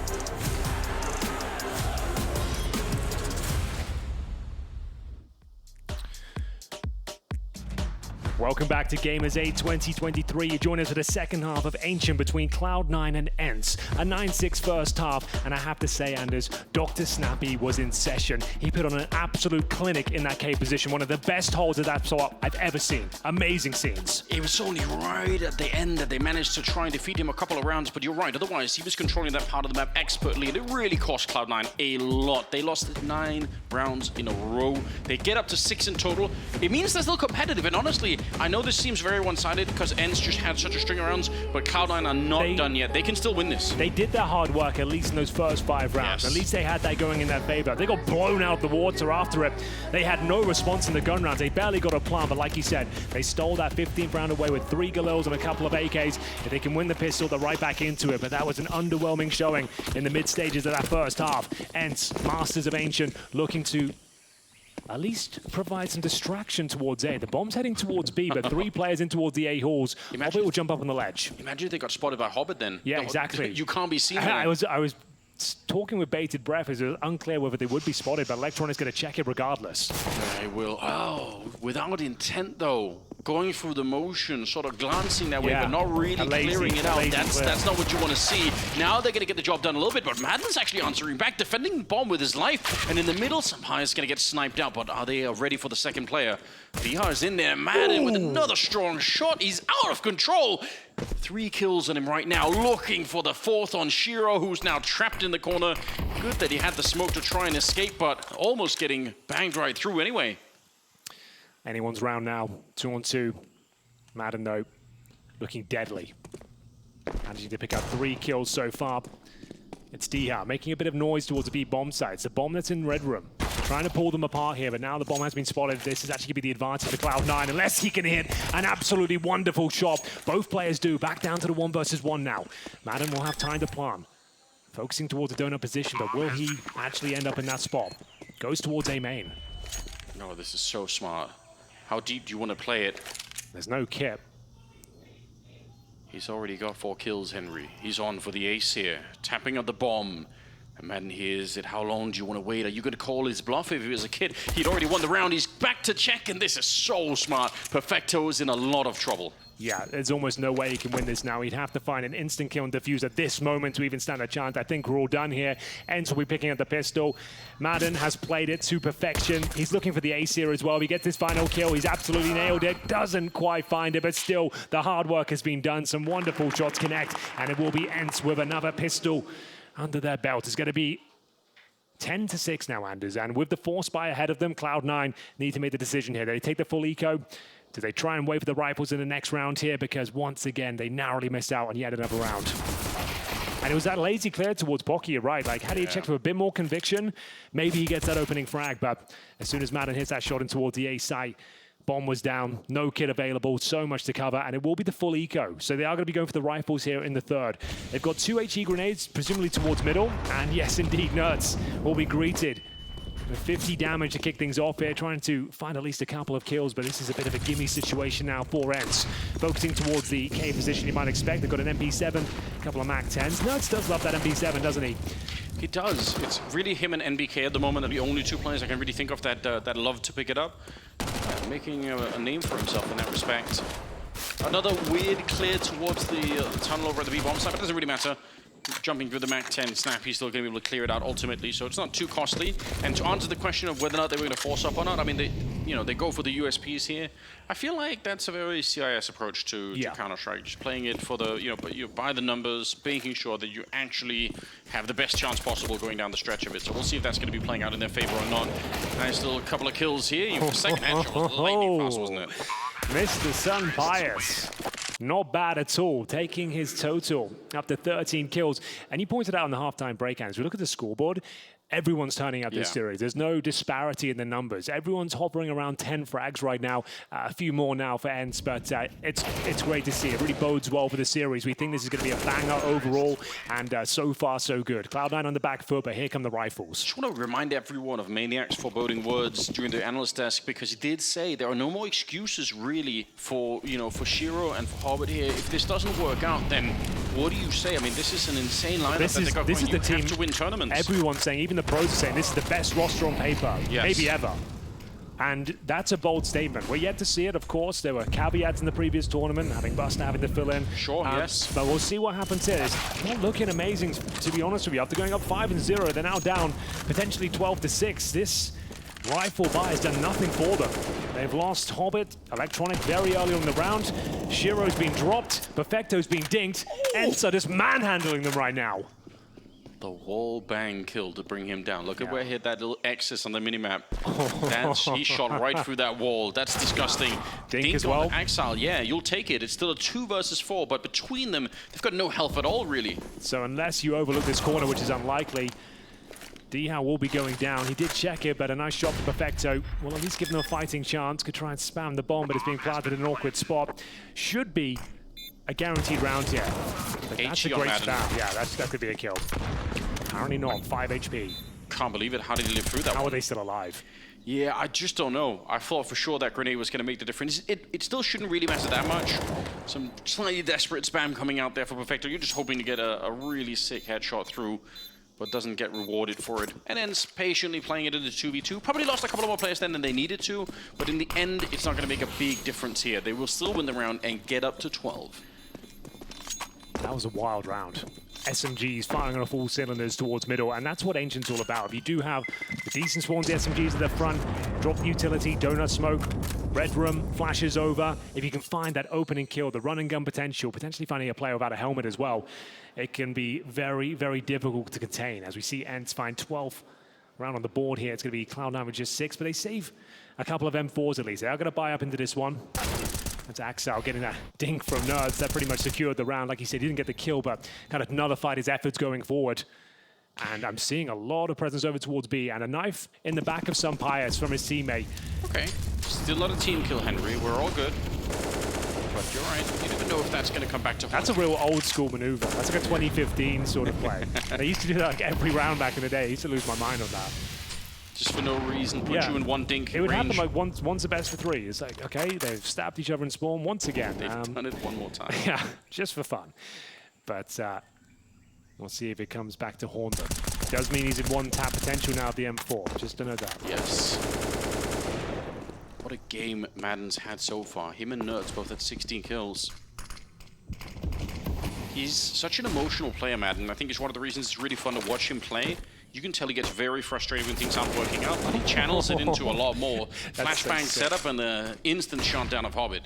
That's such a sick pop. Flash, you've ascertained middle control, and your next objective is getting towards the cave, and there's no way you're not getting it without Flash. It's what Cloud9 wish they could have done against Snappy. Yeah, that's what they should have been doing. Instead of just running into him 1 by 1, and he just mows them down. Yeah, maybe you should give him that a go. But still, this is looking desperate for Cloud9, yet to post around in the second half. Round might almost be done. What do you do here? You're so far out of position on the bomb side. Axile's dead. Maybe Perfecto if he gets a multi-spray down, but instead it goes the other way. Yeah, they're just getting picked apart. There was only really one defender at the bomb side, and it was Perfecto, who was really far back. Otherwise, they had to get back through middle, but there were two people defending it, so right. I've got a almost question. impossible. Go on. Where's Shiro? Right? When's he going to start turning up here? Yeah, I was told he's one of the world's best AWPers. He is. He really should be. Different opening style from some of the other like KD and A-Core that we talked about in the previous matchup. Definitely, I would say more of a defensive AWP, but my God, he's good when he's in the right positions for it. They need to get him online right now. They do. This is slipping out of their grasp. This is their map pick, and they went up 5-0. Have posted one round since. It's a scrappy Galil round, and number 15 at the T side. This is not looking like the world's best team on paper right now. ENCE making light work of them. Barely any response in these gun rounds. Unraveling at the seams here. A tactical timeout required, I would say. This is getting too uncomfortable for them. 13-6, just a couple of rounds separate them from map point. Have a look at the replay. Is the, as we mentioned, one of the best riflers we have right now, and ENTS as well, working in tandem towards middle. They didn't even see each other. That's hilarious, but good timing, I guess. So we'll with the timeout. So in terms of cash, Electronic will have the M4 safe in the previous round. And Shiro could buy the AWP, but it'd be absolute glass cannon, $4,800. To be perfectly honest, though, you're already in a desperate territory here. You're down 13-6. I feel like you should go for it. Definitely go for the AWP? Yeah, definitely. I think so. Like, yeah, he's supposed to be the backbone of this team, the playmaker, right? Like, let's see what he can do. He brings up the scouts instead, so it'll be a half buy, I suppose. Okay. And that means it just goes from bad to worse, because they'll be down 14-6. It's unlikely they pick this one up. You never know. He would need some impactful shots here. And we'll see if ENCE will give anything up. They've played a pretty perfect game since going down 0-5. Definitely, again, leaning more towards the more careful version of CIS Counter-Strike, where you're not risking it all, you're still trusting in the system that's behind it. I don't think he spotted Electronic, but it doesn't matter. Madden's not missing many shots at the moment. That was his 18th kill. He's in competition with ENTS to see who's going to be top of the scoreboard at the end of this one. And it's another 4-5 here in the middle. The flash is so good. ENTS going to get the spray. Snappy to set it up. Well, this is where ENTS made a name for himself, a pro league with Endpoint. Yes. This is when towards middle and ancient, he is an absolute master. Endpoint beat Navi on this map, and it was because of ENTS running out middle, just the most important job, steamrolling them. And he's a specialist at it. It's very difficult to shut him down, and proving his worth once again as he finds the opening pick. Another 5-on-3, the execution to close things out. Don't have to rush it. The reactions will come through. You've got a minute on the clock. Might as well use it. Yeah, Hobbit is already leaning towards. He's thinking about it with the CSAT 75. You're dreaming about the timing that if you walk down the ramp and you catch two people who are, exchanging guns or throwing grenades at you, you just want to find a double kill, but very, very unlikely here. Somehow he's going to be moving on forward, not with a scout, but with an AWP, and he is not one to miss many shots himself. Axel and Shiro left. The scout's going to find a kill, but it's just all for the stats at this moment. Not much you could do. Axel might get a free kill onto ENTS. Did he not see him?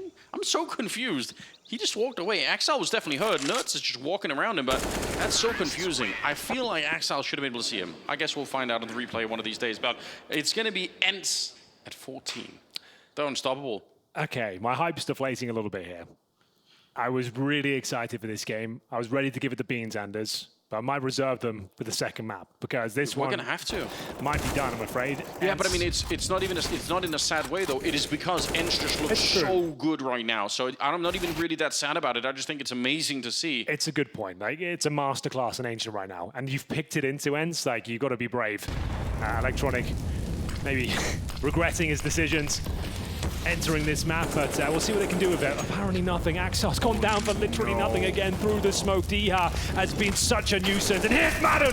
What a shot that is to continue the man advantage. 4-on-3. Electronic stuck between a rock and a hard place now. Players all around him towards the ledge and elbow, and it's the master of middle. ENTS continues his rampage here. This is just a clinic. This is perfect Counter-Strike presented by ENCE right now. It really is. 20 kills on both ENTS and Madden. They're hitting every single shot. It's so disgusting to see. But again, if you're a fan of ENCE, you are loving life at the moment. This is everything you could have wished for. Shiro and Perfecto. They're getting a few more fans right now. Yeah, they got to be. Like, everyone's been talking about it. Every pro I've spoken to in interview, they've all said, best roster move of roster mania Cloud9, hands down. This will be the best team in the world. If it all comes together, be the best team. And sure, it's early days, I get that, but still, this performance on their map pick, it hasn't really inspired us to think this is the team that's going to be the world beaters. We'll see Perfecto clambering in towards the A side. He's got the AWP, 13 kills to his name, but the bomb is planted. He's got 3 ENTS players found, and he might as well just save the AWP. Like, there's no way you're winning this. I think they might have already been trying to save, but they just got faked so hard that they ran into nerds. I don't think they realized what's going on. I just don't think they've lost complete control of the round here already. Wow. Yeah, I mean, just talking a little bit about ENCE, I mean, the other cool reason why, again, I think it was mentioned on the desk, or maybe it was one of the interviews where they were sort of saying these are kind of the guys that were some of the best players on their respective teams that they came from, and they've all been sort of sucked into ENCE in a really cool way. And something else, just talking about the history of the organization, right? Founded and still to this day, in part led by Natu, who's one of the longest standing members of the Counter-Strike space. One of my most favorite people on the planet. Absolutely, a lovely man. A lot of good reasons. If you're thinking about becoming an ENCE fan, I mean, there's some history there. That's a very good point. Go buy some ENCE merch. They do have some sweet t-shirts. Well, there you go. Free plug.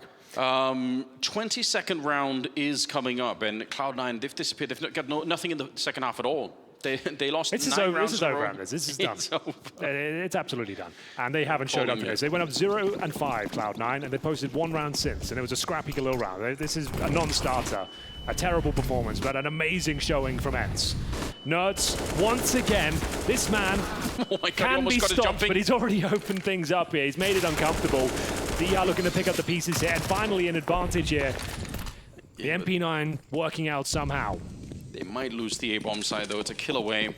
Shiro's back there with the deagle in hand. Smoke is up, and that makes it a little bit uncomfortable. Can't get the clean headshots they was wanting. They fake up the bomb a single time. They're putting the pressure on. Nice grenade to go over. Still a 4 versus 3. And there is a flank coming in at the same time from Hobbit with an AK. So if they can drag it out under the 5 seconds, there is a way to win this round for Cloud9. The first of the second half it would be. Madden's clearing out the other side, but yeah, the bomb is on the ground now. And I don't see ENCE recovering this one. It should be nearly impossible. I don't know, bro. This positioning from these two, if they take it frag by frag, they can definitely still win this. They have 50 seconds. Yep, here comes the first. And the second. Okay, if they got that cleanly, they'd really be onto something. But still 45 seconds. Pius, he loves a clutch. He loves to shine bright. And he's up against Hobbit and Axel, who are tantalizingly low. He can actually pull this one off. Bomb is down, but if he has this kill towards the platform, he is onto something. He's going to check it for sure. Yeah, the smoke means he has to. Hobbit, a bullet away from death, but he's going to get 3 kills. First round of the second half for Cloud9. They're finally on the board. They're finally doing something on the CT side. They need 8 more like this, 8 in a row. That's a tall order, to say at the very least. And you spotted it. That flank from Hobbit pretty much secured the round there. But yeah. Never discount the likes of Pius and D-Har in a clutch like that. They could have made that work, and it comes down to 2 versus 1 and a chance there for Pius. Finally, they post their first round here in the second half. Cloud9 with their backs to the wall here. No room for mistakes now. Has to be the perfect game from here on out. MP9 in the hands of Shiro. No AWP, I'm afraid. He's 12 and 18. And we'll see a bit of aggression towards the A-halls. Nerds reading it, throwing in some utility, trying to push them back, keep them entertained as his teammates get ready with the bomb towards B. Same spams coming through has been a real nuisance here for the CTs. Oh, D-Har to kill that. He doesn't realize if a player just jumped over towards the pillar itself, and he still picked it up. I think it slowed down Perfecto on the jump. Yeah, I think you're right. Just a fraction of damage, but it's the slowdown that got him killed. That is a disgusting way to get killed. Pius takes the kill on Hobbit. I'd be so furious if I was Perfecto. You thought you were going to be able to jump away, and instead you're slowed in the air. Nerds moving in. It's GG, get him out of here. They've shut it down, Henry. They don't want anything to do with Cloud9 right now. They're killing them all across the map. Can we start calling Snappy the caveman? Yeah, should. I think that's pretty good in his name. If you want to learn how to play Cave, go watch his demo. Go steal his moves, because he played it to perfection there on the T side and CT, but we're not done here just yet. A kill in response from Electronic, 4 versus 1. I think we might be now. Yeah, running out there. Pius to catch him, and it's a really clean victory coming out of ENCE. It really is. What an impeccable performance after going down 0-5. The powerhouse that is ENCE absolutely demolishes Cloud9 on their own map pick. It was Nerd and Madden working in tandem towards middle, absolutely eviscerating everyone in front of them. And that's a sign of things to come. God help Cloud9. It's Anubis up next.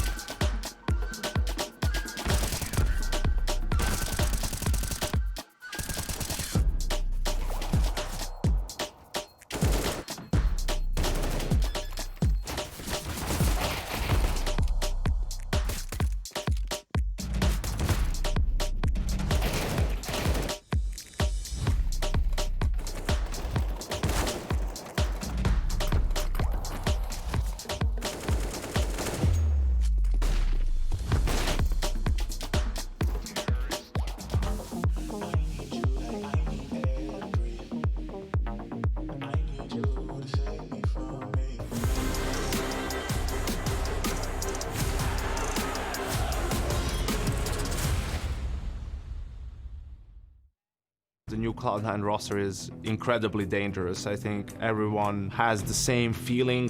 Just when you see on paper the changes and how much they added in terms of firepower, experience as well.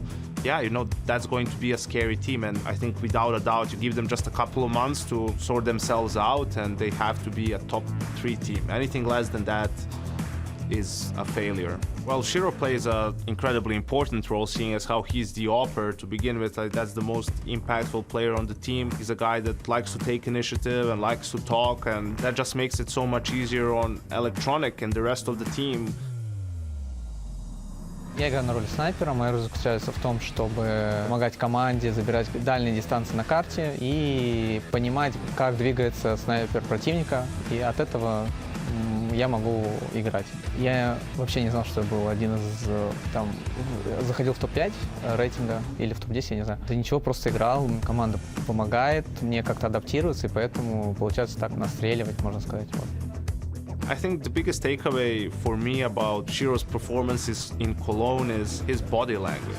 He just seems to be enjoying playing a little bit more, right? We see him also get a little bit more loud, which I think again is what Cloud9 was missing, and they got that with Electronic and Perfecto, and at times he seemed like overly excited. Мы готовились в таком же штатном режиме, что и всегда, поэтому ничего особенного не поменялось. Мы просто играли праки и именно к этому типу что-то готовили. Вот и все.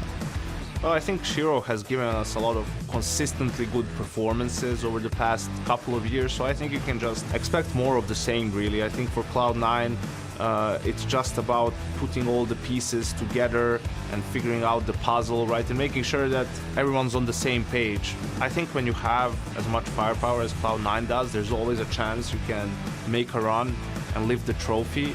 I'm just excited to see them play. I feel they make a deep run here at Gamers8. Личная цель на этот турнир – дойти, выиграть турнир и дойти до финала. Ну, еще и Fnatic выиграть, потому что на прошлом турнире они нас выиграли.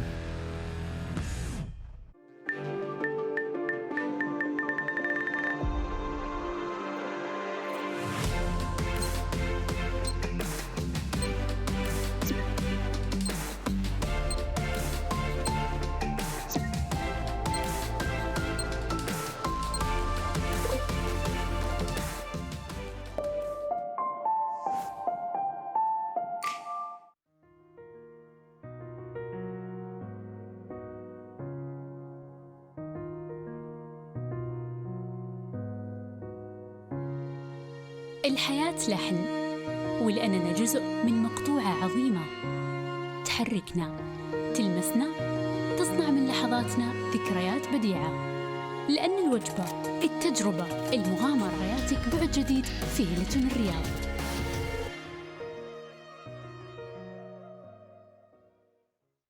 All new Honor 90. Capture ultra clear detail with a 200 megapixel camera.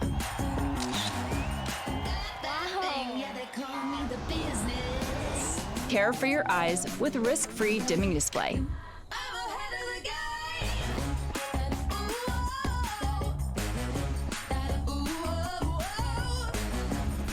Honor 90. Share your vibe.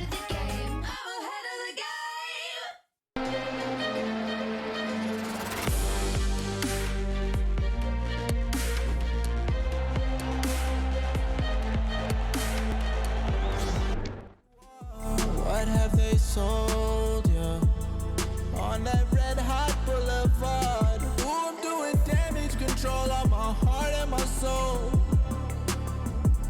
And ain't no one telling me nothing, I've taken control.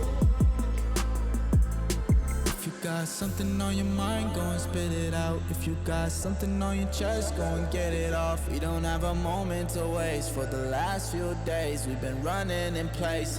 I need a vacation. Both hands holding on, but I feel it breaking. If I'm not good enough, how long till replacement? I see right through your disguise, your pretty little lie. What if I told you I know exactly what you are? What have they sold you on that blacktop boulevard? Ooh, I'm doing damage control on my heart and my soul. Oh no, I don't need your help, said I'm good on my own. Ooh, I'm doing damage control on my heart and my soul. Oh no, I don't need your help, said I'm good on my own.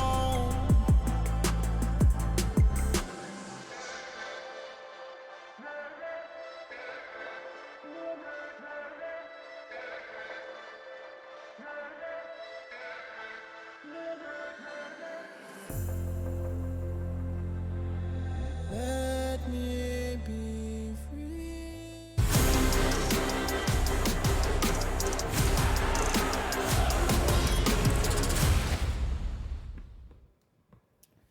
Well, would you look at that? Welcome back, everybody. It's Gamers8. We're live in Riyadh. It is not as sunny anymore. You know why? Because the sun has gone down, and so has it on our our first map of this series. Quarterfinal to be exact, and we're looking at ENCE taking on Cloud9. I also want to introduce you to my analysts here in the studio, two gentlemen, if they'll allow me to call them that. We have Maniac there in the middle, and then YNK down on the very end, both of their own pedigrees and their own various inputs. So, guys, wow, right out of the gate. Good stuff, bad stuff? in session. Class in session. Snappy just had a... Wait a second. It's STC analysis time. There we go. Now we can start, guys. Now we can start. Please, take it away, Maniac. What a performance from ENCE. Like, truly, what a game. There's some moments, games like these where you just want to tip your hat, clap your hands, just say bravo, because there's basically every single element that we like to use the decorum and counterstrike is in here. You're talking about individuals having great moments, individually winning 50-50 duels, and then you talk about a team that just completely sweep you off the ground with great team play, a gazillion flash assists, great decision making. This was close to perfection from 0-5 to whatever the hell the scoreline was at the end. I think it was a 16-2 scoreline down the line. So GG ENCE, really, just GG. Yeah, and also even more so impressive, you look at the fact, okay, they lose pistol, the force buy doesn't work, they're 3-0 down. First gun round, basically Madden just sort of over peaks the jiggle peak, right? And Shiro is waiting for him with Yop, gets the kill, and off of the back of that one entry, Cloud9 wins the round. So you're 5-0 down without really getting to play too much CS, so to speak, right? And after that, I mean, once they sort of settled down, they had to win 3 gun rounds in a row, and on the CT side of Ancient, just to get Cloud9 to go on a sort of a half buy. And if anything, that is what impresses me the most. Because once ENCE is in control and Snappy can just use the right strategies and he can utilize not only his players but the team play, you kind of get the sense that, you know what, it's over. Cloud9 is not going to come back. You say team play, and in round 19 you got that, didn't you? Oh man, what a great example of it. Honestly, just flawless. It's like you're watching an orchestra and a beautiful symphony. That's a great example coming out from the side of ENCE. You see the scoreline here. Hobbit is going to get team flashed perfectly. Madden is just being served. That menu in front of him, nom nom nom nom, just eats him away. Look at this. Look at Hobbit.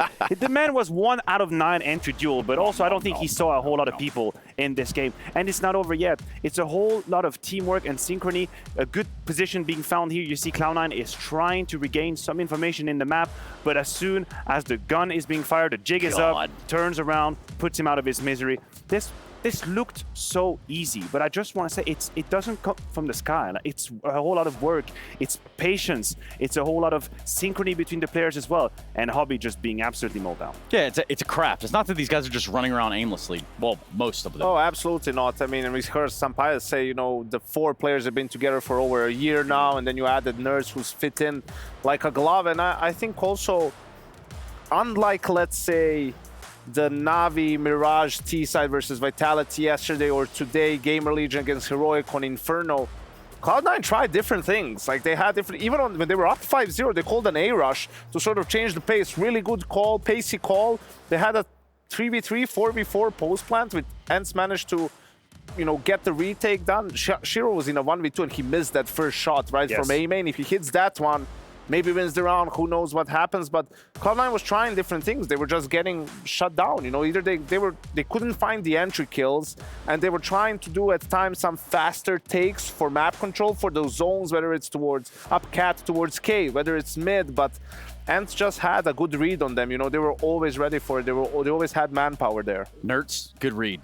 Maiden, good read. What is it about Maiden? Why is this guy so good? I think he's just a safe pair of hands for the most part, right? And he does have to take a little bit of a step back in some situations, in some rounds, because, you know, you have Nerds, you have Sampais, Diha, all these other guys, right? But I think also they've had this discussion where he needs to get his spotlight a little bit too, because he is a good player and he knows how to take space and, you know, how to utilize room given to him. I almost feel like the numbers don't do justice to Malad in this game. Like, I think we had a couple of very key highlights right here, moments where a move was needed to be made, and it's not just because someone is flashing for him or because he's got the perfect position, it's just because he sees an opportunity and he knows the only way to win the round is to take the risk. When Cloud9 is getting finally a trade and they have 2 players on the B side about to plant the bomb and Matic just white swings to the left, that's the only move that's going to win you the round. And he multi-kills them, and that's beautiful. He had a couple of these moments where he truly made sure that ENCE were closing these. And what I like about ENCE is they're different than other teams when it comes to retakes and just stuff happening when they're on the CT side. Like, they don't wait for everything. Like, they don't give their opponents too much time to set up. Even that first gun round, second gun round they're talking about on the 5-0 score line, like, you can see the flashes are coming in. They understand if we let them plant and get to whatever they want, this is going to be an almost impossible retake. But if we quickly try to disrupt them, maybe even deny the bomb plant, that's the best way for us to try to win this round, to secure the round. And for me, I like it. I like that style. So I look at Cloud9. Obviously, this one didn't go their way. Not on Ancient. You've got Anubis ahead of you, and maybe there's something to grab onto there. Perhaps you know, you want to talk about switching the flow up for Cloud9. How do they switch that up on a new map? I think on one side of things, you know, they get to start on the CT side probably because they got to pick the side. So hopefully, you know, you win the pistol, you get some momentum going, right? The players get a little bit more confidence. But listen, I don't even think they weren't playing scared. They weren't playing necessarily bad. ENCE was just better. I agree with you. I still think that towards the end, let's just say the last 5 or 6 rounds, I think Electronic probably overcompensated a little bit, and he felt like nobody else was really here, and he threw his life away a whole lot of times, but he really got stuck in it. And I can understand how, being in his shoes, he's thinking, okay, like, screw this, I got to do it. Like, I got to be the one going making the difference. It's just, I think ENCE identified it. They slowed down the pace a little bit. They just plucked him up like a little strawberry in the spring, or whatever season they actually are mature. That's the botanist out there just hit me up on Twitter. But they were just absolutely just hitting me easily. What? Don't worry about it. Yeah, I mean, I get it. Yeah, I do. Strawberries, you know. You just got me there.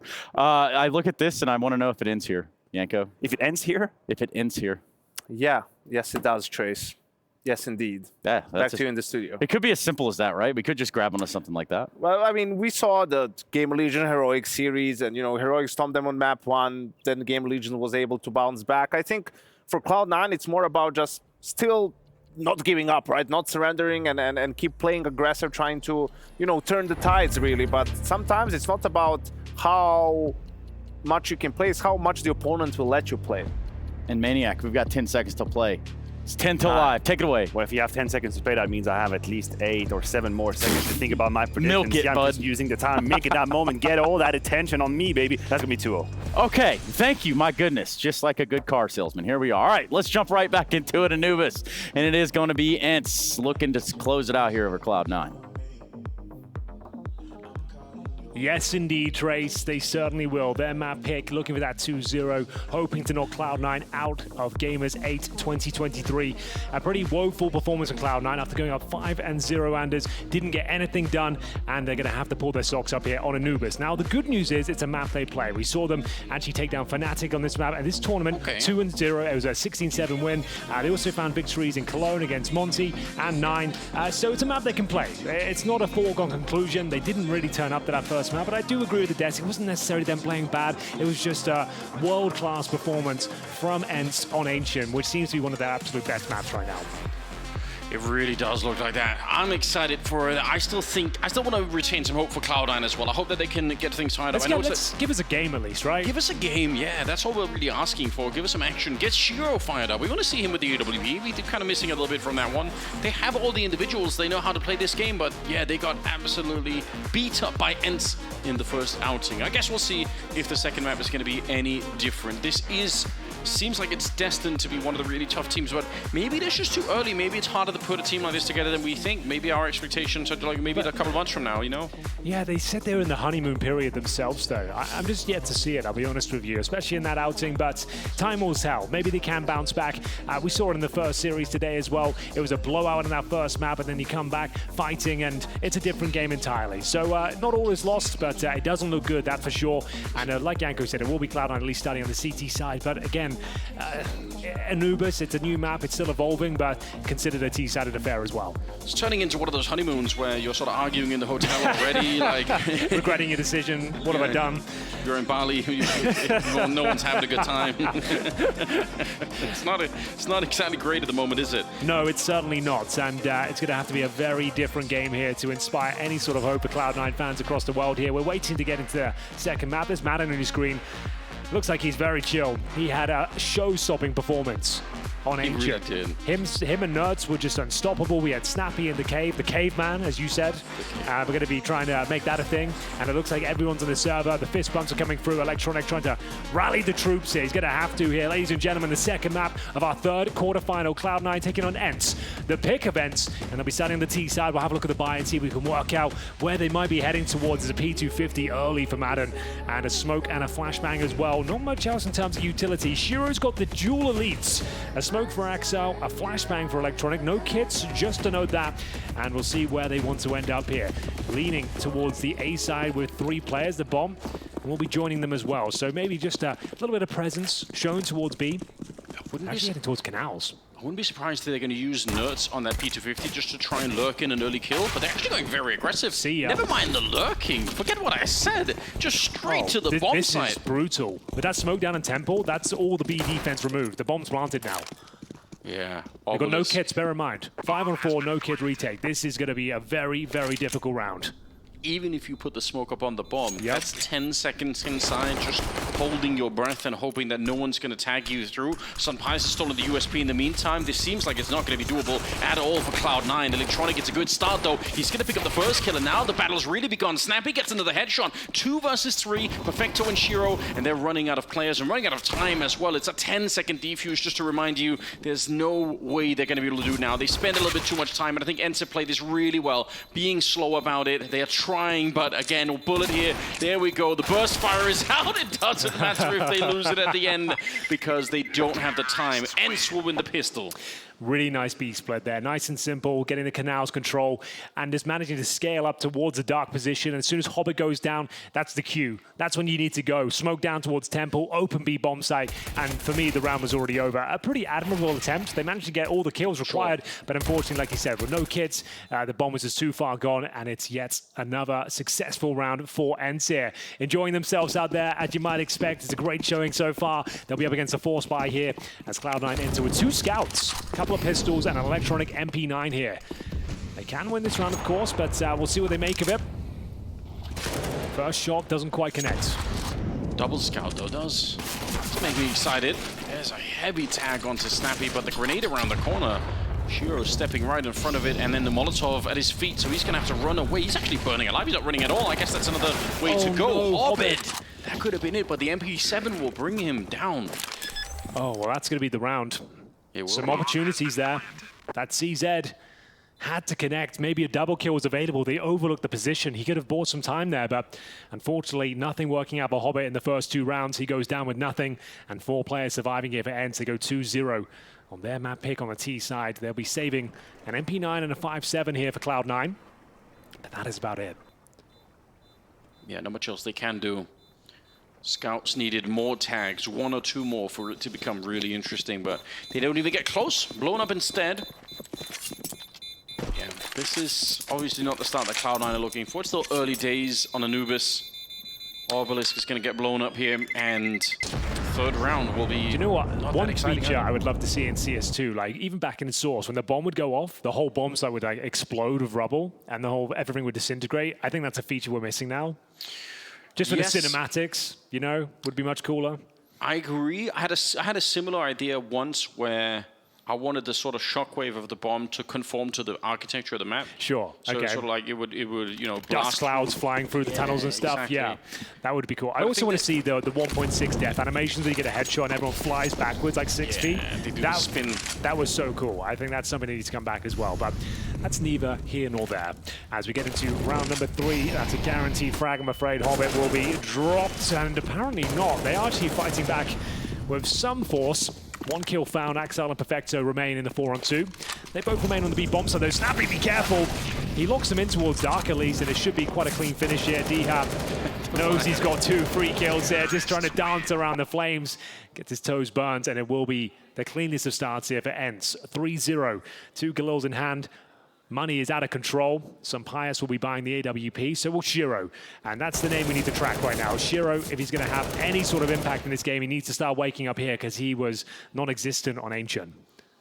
Yeah, didn't have the impact that they needed. Not at all. No one was really matching Nerds and I don't Madden. even recall mentioning his name apart from just lacking the absence of himself. Yeah, 1 round where he got some nice flicks on some Pius, I think, but that's about it. I can't remember anything else apart from that, so... Hobbit, a little bit of a grenade, flashbang in his eyes, and the SMGs are running him down. Oh, this is dreadful. He's not got no head armor. He has to stay alive here. What a tap away. Nuts to follow it up with the double. And the bomb site has been wiped out. Oh my god. Snappy with that MAC-10. The long-range kill in towards the dark room. Shiro flashed off the angle. It looked like he was destined for a kill there towards Jail, but couldn't hit the shot. And by his standards, that's a massive miss. 5 players survive, 4-0 on the board, and the money is getting out of control now. You might as well go hunting. You don't even really want these MAC-10s going forward. Try and remove the remaining rifles here. Diha, he's on the hunt, looking towards the beach. And there will be a player lying in wait. Electronic, same position again. We'll get that frag. Yeah, it's where he likes to save if he can, and no one else is going to be hunting him either. But that is such a decisive round. It's one of those rounds you look back on and you just think, wow, there's no rotation. It doesn't matter how much you call it out, no one can get there in time. And Shiro, again, he had maybe a chance before it all went off. He maybe could have had a shot, and you have to hit that because, as it turns out, he didn't even get a second chance. He's just wiped out afterwards. Unfortunate scenes here for Cloud9. Not to say it's going to be an exact parallel, but you brought this up on Ancient. You said, what if Cloud9 hadn't won the pistol in the first 5 rounds? They would have been completely blanked. Yeah, it could have quite easily been a 16-0, to be honest with you. They just didn't have a response. There was nothing they could do. They couldn't break through the key choke points in the map, and the pace, the momentum is being carried forward here into round number 5. It looks to be a B execution, Anders, off the bat. He's going to get stuck in. Snappy leading the charge. A captain's performance required here. It's going to be Hobbit, though, striking first at the MP9. The CZ doing work as well. 5-on-3. Round not done, though. They can find these kills, but Perfecto doing a great job here. They are actually doing God's work here on the B bomb side. Not a single kill found. That's more like it for Cloud9. Answering back, finally. That's super interesting. I'm actually a little bit shocked to see what just happened. Obviously, 3 kills from Perfecto with the CSAT 75. ENCE, though, if you look at the timing that they're hitting on that one, they're actually running through their own Molotov, which is so hard to read on the CT side. So it's really shocking that they managed to get this defense going. I think if Perfecto doesn't hit the first couple of shots there, they probably still get wiped out. Even in the 3-on-5, I was skeptical. Could have been ENCE winning it, Absolutely. but Cloud9 are on the board. Well, that's exactly what they needed. The way things were going, this was looking like a very bleak affair after that first map. 5-0 would simply not do, but now they're back in the driving seat. They've got a nice full buy here as well. The Shiro AWP is out once again. Grenades exchange over towards A. Doesn't quite connect in towards the connector position. And Snappy now. Deploying utility. In terms of CT presence, 2 players on the A bomb site, so they're ready for an execution this side of the map. Diha bravely sitting in the smoke here, wants to push further. There are flames on the other side. Bombardment of bullets here. Axel knows he's done some damage here. Needs to reload and fall back. Diha wants to push on through. He's thinking about it. This is scary for Axel. The spray is good, and Diha, if he'd had that shot, it might have just been the round over almost. That would have cleared up most of the A-bomb site. Still a 4-on-4 though, and a nice smoke to really slow it down and maybe get a bit of control back for Cloud9. They have middle. They've only got 1 player on the B-bomb side. That's maybe the real weakness at the moment. If somehow ENCE were to find out and get the kill here against Shiro, that would be a real nightmare. It's the bomb currently in A main, but it's going to be smoking towards heaven. Molotov at the fountain position as well. They're going to run back, surely. Yeah, I think so. Oh, Snappy has a flashbang. He won't flash the corner for him, will he? He could. He could flash Madden into this one. Shiro's got a bit of a smoke. That's some nice timing. That actually might change their minds. It's actually a very good smoke, isn't it? That's close, though. Sunpias, he's ready for this one, too. And Snappy, easy enough, because he was already low from Sunpias, getting the leg shot against him. So Shiro, yeah, he got the nice smoke down. And honestly, if they would have committed to the B-bomb side, that smoke would have been godlike. The smoke was good. It actually funneled them back in towards A, though. It's actually really unfortunate. It's self-preservation for sure. He keeps himself alive, but the round slips by the wayside. It does, but it's one of the good, this is one of the rare rounds where you actually get a sense of what mid-round calling is happening on ENCE, and it's really good. Like, they're able to change it up at a moment's notice. They had nerds the whole time outside of the B-bomb side, and I think they had Madden on the other side towards that dark connector, so they could have crushed that bomb side, and they also had the other option open, which was just going straight into the A-bomb side. So just a lot of stuff, a lot of cards on their hands at the end of that round. Well, they know Shiro was positioned in towards B. He fired off a few shots here. Is it worth the hunt? It doesn't seem like it. As it will be another round here for ENCE. 5-1 in their T-side campaign, their map pick. Cloud9 will at least stay alive with the AWP. And bear in mind, they won with just pistols before, so they have plenty of money going forward. They had a nice injection of cash, and not all is lost.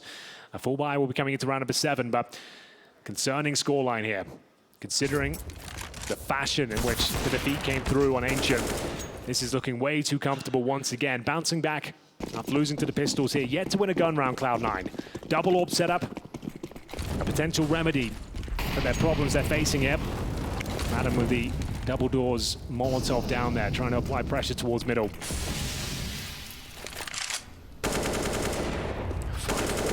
The lineup, that's a kill.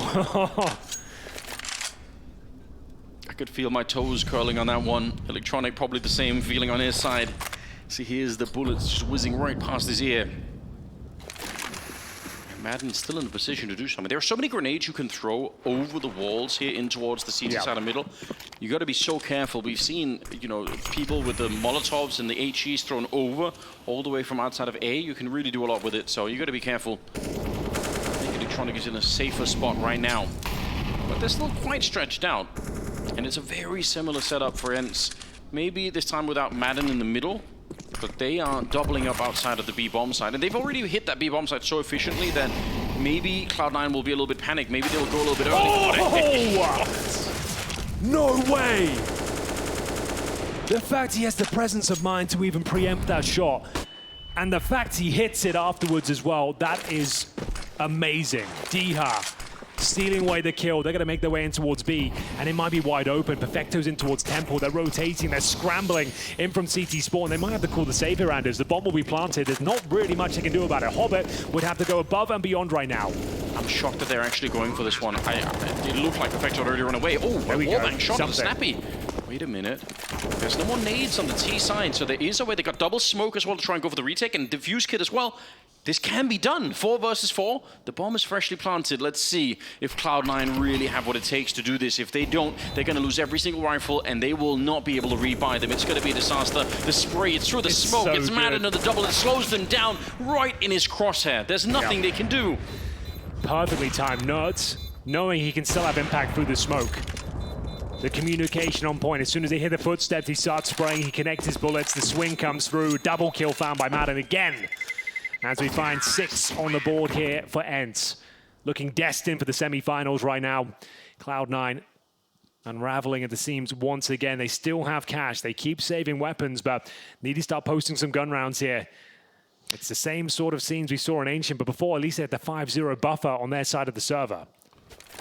This was the shot. That's the only way they could even attempt that retake. I was going to say, they might as well save at this point, but the fact they got that shot through the smoke, it opened things up, but also baited them into it. Exactly, and they lost much more than they should have done. But still, the money is fine. It's not a big deal. They're going to take a tactical timeout here, discuss what the hell is going wrong for them. We had that segment with Chad before the game went live, where Hobbit and Electronic were being, asked about different music, and all they knew was Easy for ENCE. That's a good point. Well done. Rough That's the only song they were familiar with, and unfortunately for them, it is quite easy for ENCE right now after absolutely dominating them on Ancient. Cloud9's pick. We find ourselves at a 6-1 advantage here. Tactical timeout for Cloud9. Saw the coach of ENCE looking very, very relaxed. Maybe it's some long-term warfare, psychological warfare for ENCE. Like they put that track in the game, and it's just in the back of everyone's mind. They're like, oh, we're losing. It's somehow just easy for it. I just can't believe it. It's somehow just easy for just eroding their confidence. It's nuts. Just being a nuisance here. Takes vision away. So confident. Ridiculously confident. Yeah, baits out the shot. Identifies Shiro's position. Removes his vision. There's nobody at A at all from Cloud9. They've just left the bomb site. Yeah, they're going to have to try and swing out towards middle here. Double stack towards the doors here. Axel with that first frag. First advantage they've had in some time here. Can they hold on to it? That's the problem. Nice nade. This is looking pretty good now. They can fall off. Electronic holding position. Should be able to get this kill, no problem. Excellent work. Yeah, ENCE have identified that there's nobody in B or in the A bomb site, but I think it's still going to be a fairly decent retake. It should be. Surely Cloud9 have the protocol. 3 versus 5, Henry. You don't look too confident. If a smoke, if the smoke comes down towards connector, it makes things a lot more complicated for them. That's going to rot 10 seconds on this plan now. They can still win this round. Sun Pius thrives in these sort of environments. So does Yeehaw! What a shot from Snappy! Perfecto will bring it back to a 3 versus 2 advantage. Bomb ticking now. And this round is all to play for. Sun Pius chomping at the bit to get stuck in. You gotta be careful. Axel has the kit. If he dies in the wrong position, it could get really, really awkward.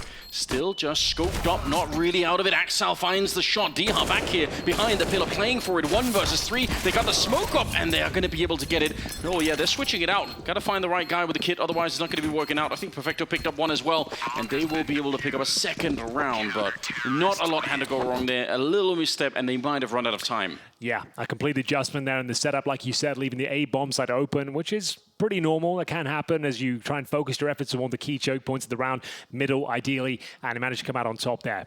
It was lovely hold from Electronic, funneling them in towards A. And as you said, it was precarious at times, but a decent retake. And it's back to the double orb setup for Cloud9. 6-2 overall, and it looks like we got a tactical timeout as well. The first one for ENCE. And Saw wants to get stuck in here. A change of pace, perhaps, as their money is starting to dwindle somewhat. After being fully invested here, this is going to be a bit of a swing round for either side. Round number 9 should be an absolute banger. And speaking of bangers, that was beautiful from Snappy. Like, I always underestimate him. I know he's been playing out of his mind recently, but I never expect him to hit shots like that. It's because when you're the in-game leader, and also, I guess with the kind of characters that are surrounding him, you're not looking for him. It's Sun Pius, it's Nerds. Sometimes it's Madden in certain games, but yeah, usually you don't think of Snappy as necessarily the engine of the team. But I mean, you are right. There are a lot more of those games recently. Yeah, makes them a lot more tricky team. Really does. 6-2 though. Cloud9, this can't be a one-off. It has to be the beginning of a trend for them to really cement their lead here on the CT side. Yeah, they need consecutive rounds right here, right now. And this should be a... Oh, Axel. The debris. How are you alive, my friend? That's pretty lucky, pretty fortunate. He gets away with it. Good flashbang over the top, leads Hobbit to certain death. Perfecto there looking to pick up the pieces as well. He's close and ENTS. So active. So annoying to play against. He's always peeking, always pre-firing.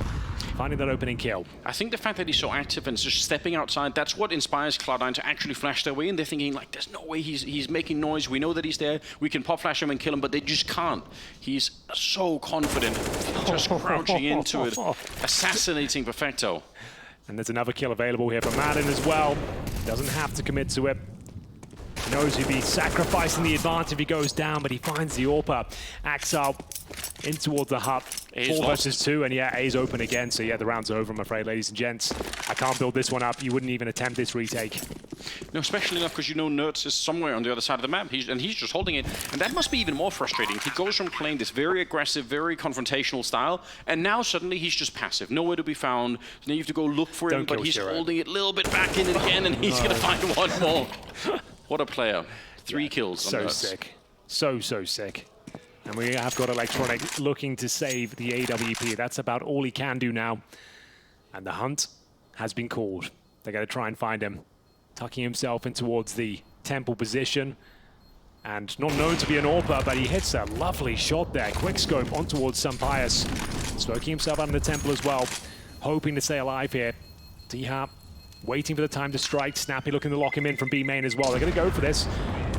Using the veil of the blast to hide the footsteps, and it will be the final kill. The AWP removed, and we said it's a bit of a swing round. There is money to buy, but resources will be low for Cloud9 here in round number 10.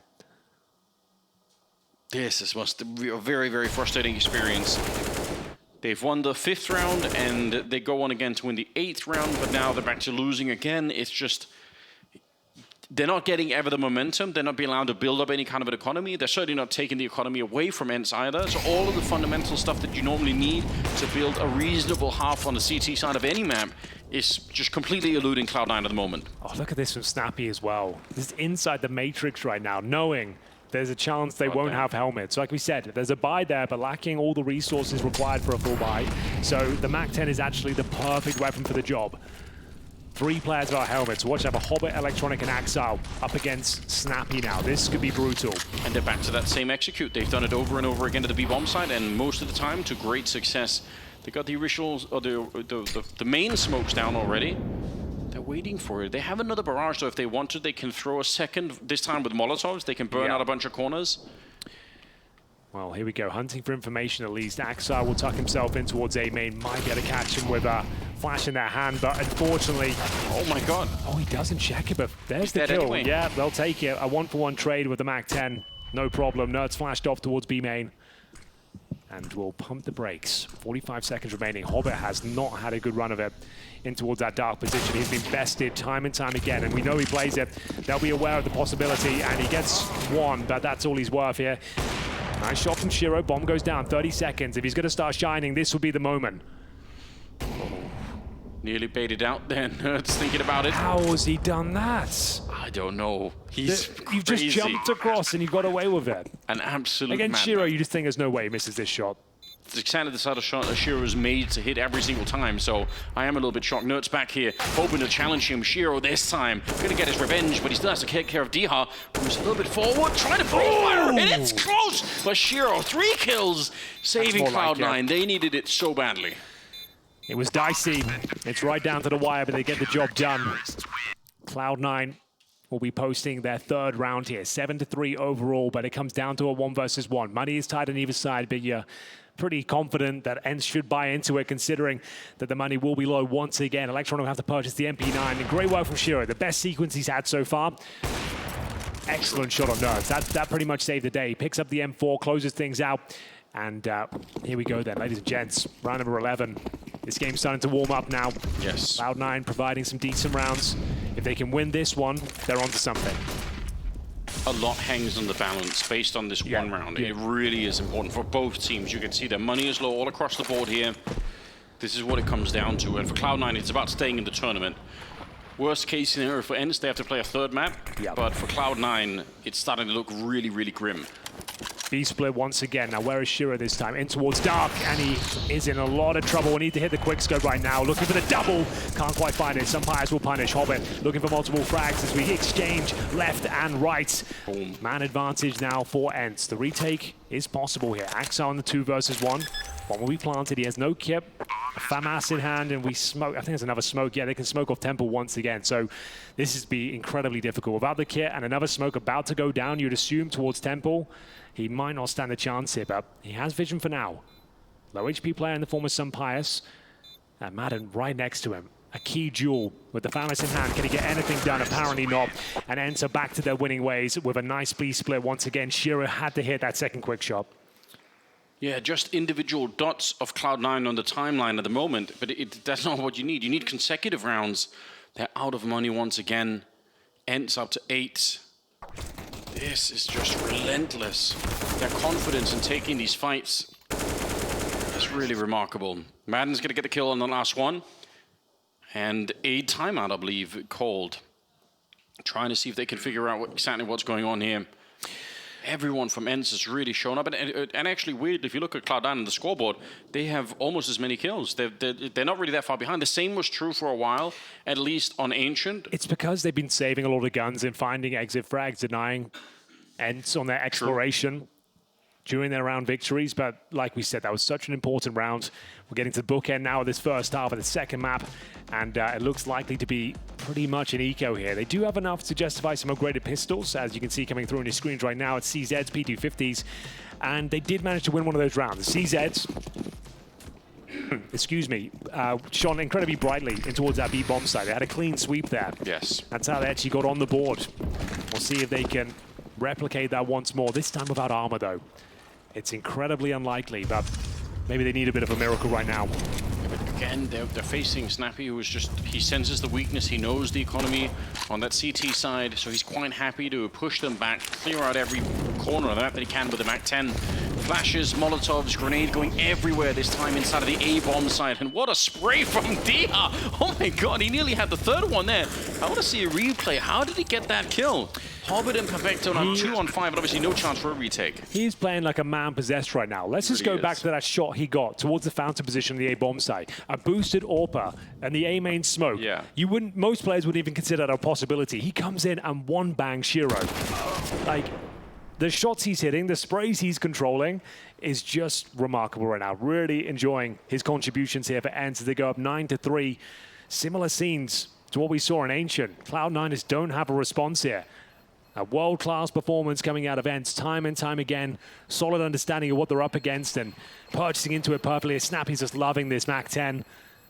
Means they can be very nimble, throw him in first, allow the stars to get the job done, and they have a clean sweep. They barely give up any damage in that round.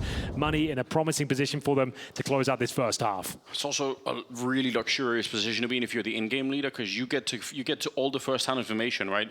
If you run into someone over at the B-bomb side on your little MAC-10 adventure, yeah, you just know exactly what. You have such a good mapping of brain of what's happening. Look at this shot. Yeah.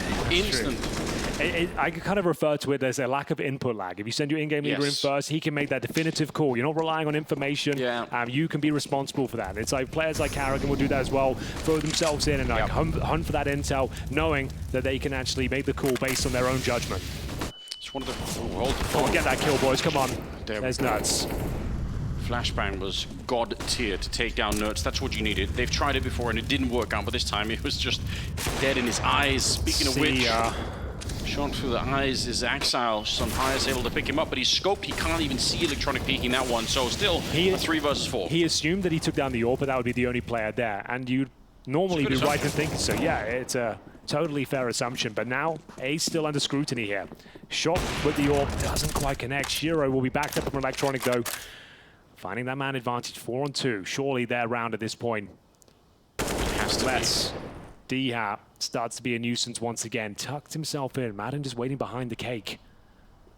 This is close, real close, but I think Madden, that was his chance. He needed to get the first kill to buy himself space to swing, and it's not going to happen. It will be another round for Cloud9 as we go into the 14th round. Again, they're just so scattered right now. They've got no consecutive rounds. But at least they're posting some rounds. Not all is lost. Like we said, it's a T-sided map traditionally. So the fact they're not getting completely blown out of the water here is something. Shiro missing a couple of key shots there, but like I said, Electronic making up for it, picks up the pieces, and round is secured. AK-47s within their ranks now as well, in the hands of Axel and Perfecto. I prefer to see Axel with an AK than an AWP, I'll be honest with you. Yes, you've got to say so. Since he sort of came back after Buster, I haven't necessarily seen him do a lot of the really mad Axel stuff that I'm used to seeing, but I still rate him very, very highly, so I'm expecting that still to come in the lifetime of this lineup. Axel, who's got some backup from Electronic, but Diaz going to be able to find one, the spray. He's got the right angle, the right idea, and it's a trade. It's worth it for ENCE. 4 versus 4. Absolutely. They had one of those players on a Khalil, so absolutely happy with that trade. 4-on-4, and Madden threading the needle here. He's through a connector. They have no idea. He's got a free kill in front of him. Oh, it's an absolute execution as Electronic has dropped. The Hobbit is there, and we'll see it enter another 3 versus 2. Diha cannot be stopped in his A-bomb site. So much conviction behind every single push. The sprays seem to connect every single time, but Shiro is still alive and well. Finds Nerds towards middle. Bomb to be planted. And once again, another 2 versus 2, but look where he's positioned. Oh, Shiro, that's what we need. And more of it. Sunpire's, though, going to be walking in. He's right around the corner, gets the shot against Shiro, and he knows where Perfecto's coming from. He's got the exact right read. The flick is godlike. He takes him down, blows him up, and it will be 10 on the side of ENCE. This is looking so rock solid. Sunpire's with a hot hand right now. Every pick, and he's always just in the right position, crosshair in the exact right place. We saw it in Ancient as well. I don't know how he does it. His game sense is just incredible. Shiro, this is the kind of round you want to see out of Shiro. He paved the way back in because imagine if they have to retake with Nerds still in the middle. So until they find Nerds, I don't even think they can go for the retake, but even that wasn't enough. 10-4, round number 15. Dihar at 13 kills, Madden at 11. They're doing so well right now, but Axel answering back. Finally, Famas comes out with a kill against Dihar. That's a great shot to get right now, but the flashbang on the other side. Snappy, nearly with the double spray down. That was about to go horribly wrong for Cloud9. Good adjustment though, Shiro. Look at what they have, Henry. Even in a 4-on-3 like this, they don't have that much to work with on the CT side. Electronic, when you're this deep in, it's always hard to know if you're actually going to get the kill or if you're going to turn your back. Oh no, knife out. He's getting stabbed. Oh my god. There was a moment there I thought he was actually going to get counter-knifed. That could have happened. It looks like they've done enough, though, to find 5 rounds on the board, though. It's been an arduous journey for them. Not a clean performance, but they will be picking up this final round here. 10-5. Something to work with here going forward here. The first half wraps up. It's a tantalizing prospect that ends as they look to knock out Cloud9 in map number 2.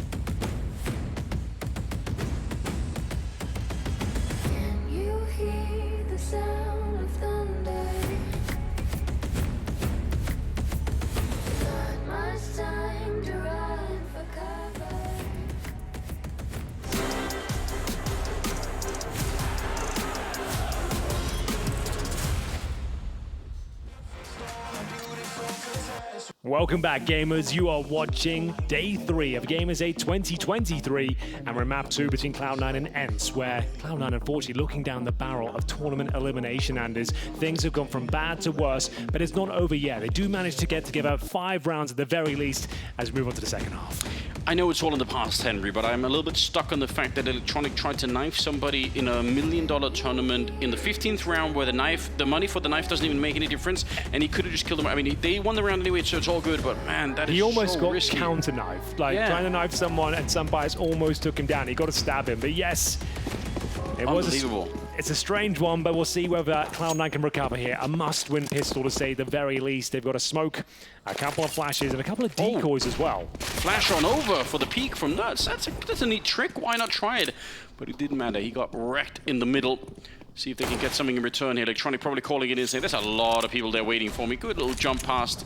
That's a lot of information for Electronic to get, and Orbit's going to be able to catch Madden coming out of that one. So bomb's going to be planted, and Cloud9 very, very likely to win this round.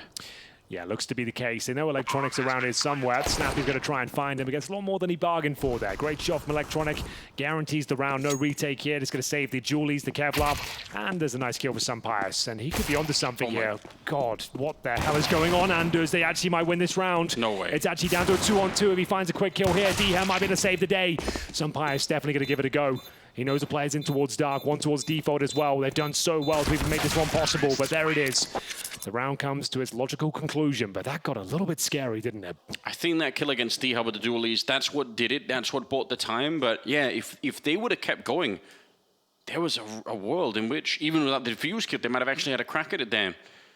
Cloud9 better keep their focus. Some highs with some blazing shots here, cutting down Electronic and Hobbit both. Just for a second, it looked like it was about to spiral out of control, but fist bumps are going out. They win the pistol in the second half. It's 10-6. And this has to be the start of a huge resurgence for Cloud9. They have not shown up for this game yet. We need to see that. Madden, though, look at the flashing. 2 kills with the pistols. One of them the CC, the other one the 5-7. And Shiro and Electronic are out of the round. Not like this. Dear God, Henry, what's happening? They were just back on their feet. It was looking good, a convincing pistol, finally. And Dhan, he ain't done yet. He wants another slice of the action here. The shadow working in his favor. Axel, what are you up to with the bomb there, my friend? And now that's in the most precarious spot you could ever imagine. And that's round done, I'm afraid. Oh, God, it's looking really quite shambolic in this round. Good nade. Maybe he can get a double spray down here. Doesn't get a single kill, and they can even let them have the bomb now. Yeah. It's fine. You don't have to fight for it. I was going to say, don't stand in the little chokehold there. There's absolutely nothing to be won. They've also got a double flank coming through the middle and also the bridge in the middle, so they've got a lot going on at the moment. Even if Cloud9 win a couple of fights here, just getting the bomb plant at this point in time should be very, very difficult for the T side to even attempt. Perfecto's on his own in a 1 versus 4. He does get the first one. They can just wait for the plant now. They don't have to overcommit to these battles. He's got the bomb on his back here, but look how overworked he is. Nowhere to go, nowhere to hide, and nowhere to plant. It will be ENCE biting back here, and that's the worst possible outcome. You don't get the extra stage of loss bonus if you give up that second round force buy. So now you're down to $1,400 with no plan. They have 6 rounds, Henry, and none of them are consecutive. They're all just individual. I know I keep bringing it up, but it's so ridiculous because the counterstrike economy, you need that. You need to be able to string something together for this to really make sense. Electronic with an AK, Mac 10 on Hobbit. I don't even mind that they're forced here. Oh no, yeah, you kind of have to. You double eco anyway. You get $1,400, right? So even if you do take a full eco, you get $1,900 on top of that. It's nothing. So you have to buy here. I was not expecting it. I really thought this was going to be one of the golden matches of the tournament. That's what it felt like to me in my brain. I built it up. I said this could be the best game of the tournament, full stop. Not even just so far. This could be. And we might get there. There's a potential for a third map, don't get me wrong, but Madden with a beautiful play here, locking one player in. He always wants a bit more, and he seems to get away with it. Look how well he's playing it here. Flashbang comes in, just looking to mow them down, and it's just beautiful to watch. That was a perfect sequence of play there. Once again, they've just been putting down amazing CS time and time again here. It's difficult to poke any holes in it. Yeah, he feels like he's one of those players that really builds the momentum in the round. He hears them coming, the incendiary locks one of them in, and then he can duck and weave around knowing he can segregate fights. But taking down the AK at range as well, I didn't expect that, I'll be honest with you. Great shot. They put one back here, and bear in mind this is the force buy. It'll be 12-6 against them. If they don't save anything here, they'll be on just Glocks in the following round, meaning 13-6. So this is getting to the danger zone now. It absolutely is. I'm almost speechless. I really can't believe. We would do, I think we did some day one interviews, and one of the questions revolved around how many people, how many teams that coming out of Cologne could actually continue their form. For me, it's so obvious that ENCE were going to continue in the way that they did.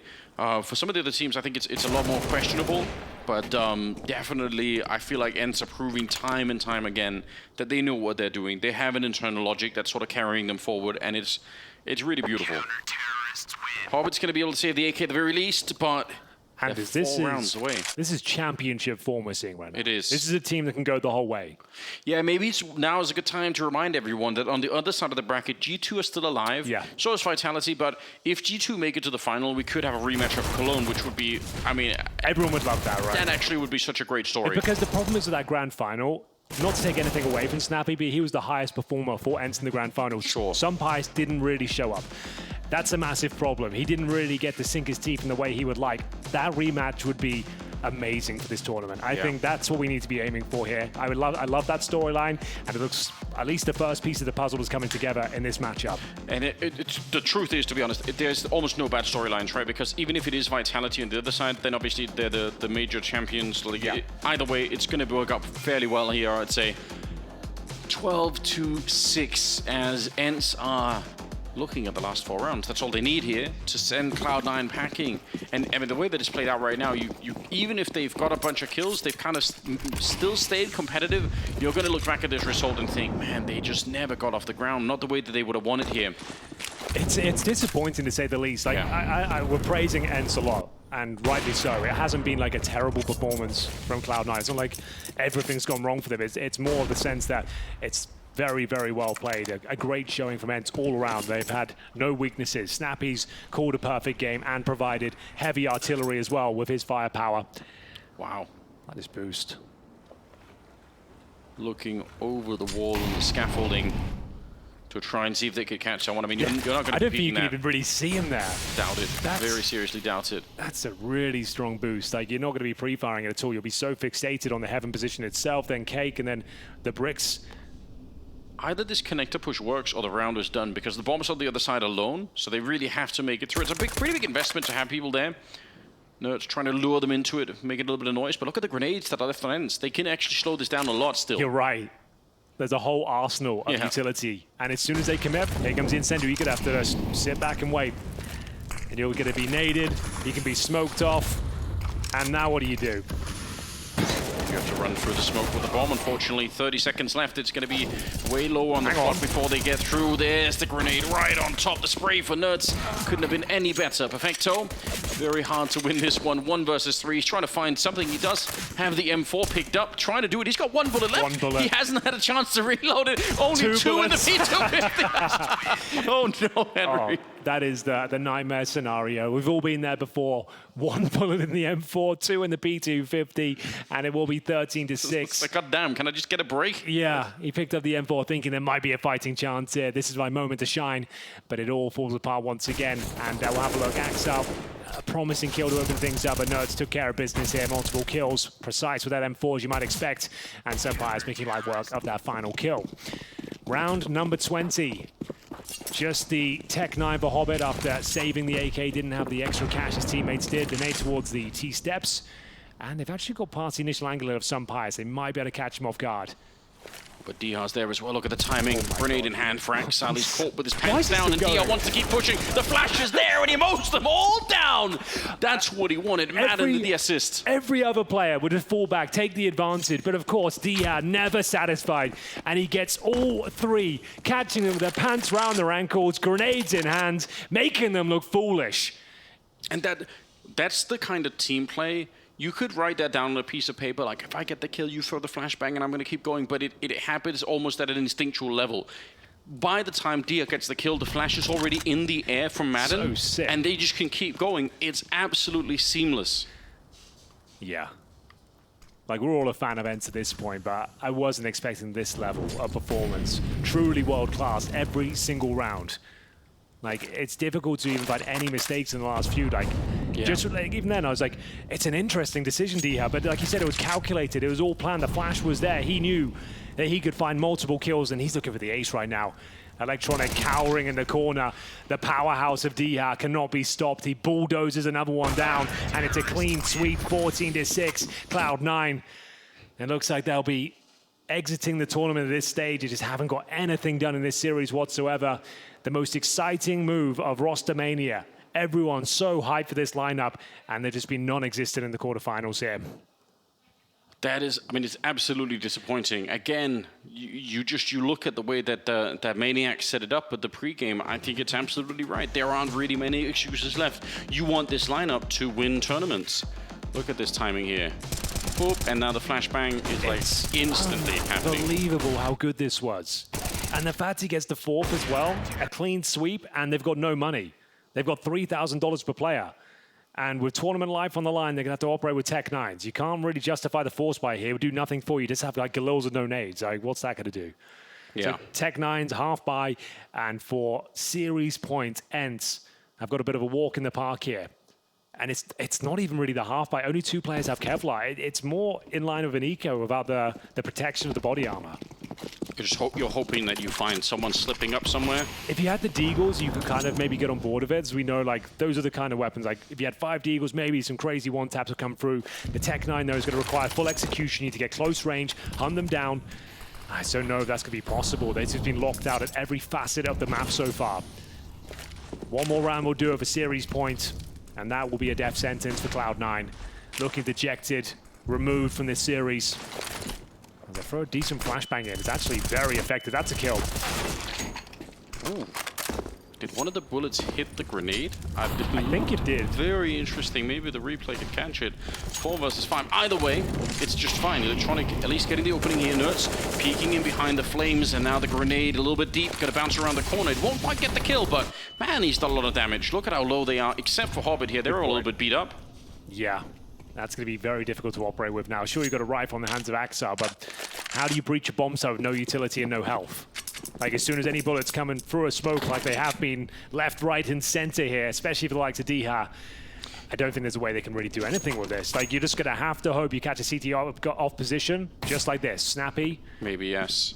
But you're right, they can't block off Sunpius either. That AWP of his should be able to land at least a couple of kills. Not even a flashbang to unseat him from the bomb site. And Snappy finding it. Now they're locked in. Now they're just being funneled into the bomb site. And there we go. No smokes, no flashes, no nothing. ENTS up close. This is devastating news. Yeah, they got the 1 kill, and that's all they're going to get. ENTS hunting them down. A triple for him, and a 15th round for ENCE. Well, well, well. We came into this one saying it would be the game of the tournament. Potentially the world's best team on paper, the best roster change of all time. And this is what we've been delivered here. A non-starter. No one really got going. No big clutches. No fantastic teamwork, just a very flat performance and a remarkable showing from ENCE. Don't get me wrong, but I expected so much more. Yeah, and think of the roster change. I mean, even when Sunpius was picked up on the team, it wasn't immediately hot right out the gate, but it certainly warmed up ever since. ENTS, the spray, he's nearly got a double. Oh my god, he's just holding the tightest angle possible, and the headshot to follow it up. Disgusting! That's more like it. ENTS showing that he is a superstar in the making. A name for the future because he continues to deliver frag after frag, so calm in every scenario. And now to knock Cloud9 out of the tournament, they've got a 4-on-2 advantage. Hobbit and Electronic with nothing to do. How do you recover this one, Anders? I don't think you do. It's the kill against Shiro is so spectacular because he's holding such a tight angle. He's not showing anything more than he needs to. Diha, look at where he's pushed forward. Free kill. On Electronic, just Hobbit left 1 versus 3. Now he gets that one, but it should be too late. Should be. Well, ladies and gentlemen, it all started on Ancient. Cloud9, an emphatic start, Anders. 5-0 in their favor. It all fell apart. They lost 16-7, and Anubis doesn't get any better from them. Very casual victory there for ENCE. They booked themselves a place in the semi-finals, knocking out Cloud9 en route. An absolutely brilliant performance across the board. Every member of the team stepped up, not only from an individual skill level, the synergy, the execution, the awareness, every facet of the game was completely under control here. ENCE are in championship form right now. They definitely are. A lot of players surely across the world are going to be looking at this kind of teamwork and just with jealousy in their eyes thinking, I wish I could play on a team that was this dynamic, where it seems like you don't even have to make the call. The teammate behind you just knows what the play is before you even get on the comms. It's absolutely devastating to be up against. There's no question about Cloud9. They are shook right now. I can't believe how good that was. Difficult to poke any holes in their performance whatsoever. Snappy once again leading his team to another amazing victory. Just a great performance all around. If you thought Ancient was good, Anubis was even better. Yeah. They are showing they are the full package here. I'm not sure there's anyone that can take them down if they can continue to play like this. That's the problem. We didn't see it in Cologne in the grand final. They dropped off there, but looking to manage to reclaim glory once again. And it sounds like we are ready to throw it down to the show floor with James Banks with Snappy. Well, that was a masterclass performance coming out from ENCE and a very good win, Snappy. I just want to look at the Veto to start off with and just say, did that feel like the dream Veto for you? Were you completely prepared for it? I mean, I think we just have 6 maps, which is, I think it's hard to punish us at this point. We worked on our weaknesses, and I think no matter where people go, it's hard to find a very skewed matchup. سنابي من فريق انس اعزائنا المشاهدين بعد الفوز الكلين كان 2-0 كنا سنسال السؤال الاول نتكلم عن الماب هول حقهم وخصوصا ان الماب فيتو كان مره من صالحهم فكان السؤال هل انتم كنتم جاهزين للماب فيتو اللي ممكن يطلعون فريق كلاود 9 لكن كان يقول انه لا احنا صراحه عندنا 6 مابات واحنا مره كويسين فيها وركزنا على اننا نصلح اخطائنا ونقاط الضعف اللي عندنا وقدرنا اننا على طول نفوز المباراه. You say about your weaknesses. Was this something you learned specifically from Cologne? Was this something you've been working on for some time? No, I think in general at Cologne, even though we got to the final, it was a rough tournament individually for multiple of us. We weren't really hitting our shots, but in this game we played really good individually. All of my players was on point, and I think that was the biggest thing today. سألنا سؤال ثاني لسنابي نتكلم عن التدريبات اللي هم مروا فيها هل هالتدريبات هذه كانت بعد ما شفنا اللي صار في الايام كولون يوم كانوا في المركز الثاني ولا وش كانت البروسيجر حقتهم انه كيف قدروا انهم يوصلوا للمرحله هذه الجواب كان يقول انه لا صراحه اللي صار في ايام كولون يعني كان مشكلته الاساسيه انه احنا المهاره الفرديه حقتنا ما كانت كويسه ولا قدرنا نؤدي اداء كويس من هذه الناحيه لكن المره هذه لا بالعكس ادائنا الفردي كان مره ممتاز وهذا الشيء اللي احنا يعني اشتغلنا عليه الفتره الاخيره. Another teamwork for ENCE, and the chemistry and the way you guys set each other up has always been on point. But this time it seemed like even with the firepower that we see on paper for Cloud9, they weren't able to do anything about it. Was there something specific you worked on to make sure they didn't have a chance to come into it? Because at times, other than say the beginning of Ancient, they didn't really stand a chance. I think Cloud9 will be a very good team. They might need a little bit more time still. But if you look at their roster, I think their roles fit good. They have a good coach. So I think it's only a matter of time before we will see Cloud9 in the top 5 in the world. But today we were a better team, and I'm happy about that. سألنا سنابي السؤال الثالث نتكلم عن كل اللي صار في المباراة هذه يبين انه فعلا انس كانوا جدا جاهزين للي يقدمونه كلاود 9 فهل هم اصلا كانوا مخططين كيف يمكن يلعبون ضدهم ولا وش اللي صار؟ يقول لا صراحة انا اشوف انه كلاود 9 هم حاليا يعتبرون فريق جدا ممتاز، الراستر حقهم جدا متميز، الكوتش حقهم مرة كويس، لكن يبغى لهم فترة اطول عشان يقدرون يوصلون للمرحلة اللي احنا متوقعينها ووقتها ممكن يكونون من التوب 5 تيمز من ناحية المستوى في العالم ووقتها ممكن يأدون اداء كويس لكن اليوم كنا احنا الفريق الافضل وفزنا المباراة. Cloud9 are now the next team that have hit the heartbreak in the heat, but ENCE, they're our next semi-finalists. يعطيكم العافية أعزائنا المشاهدين، الآن راح نتوجه للاستديو نتكلم عن المباراة بين ENCE لأنه الآن توجهوا إلى سيمي فاينلز وكلاود 9 انتهت قصتهم معنا في جيمرز 8.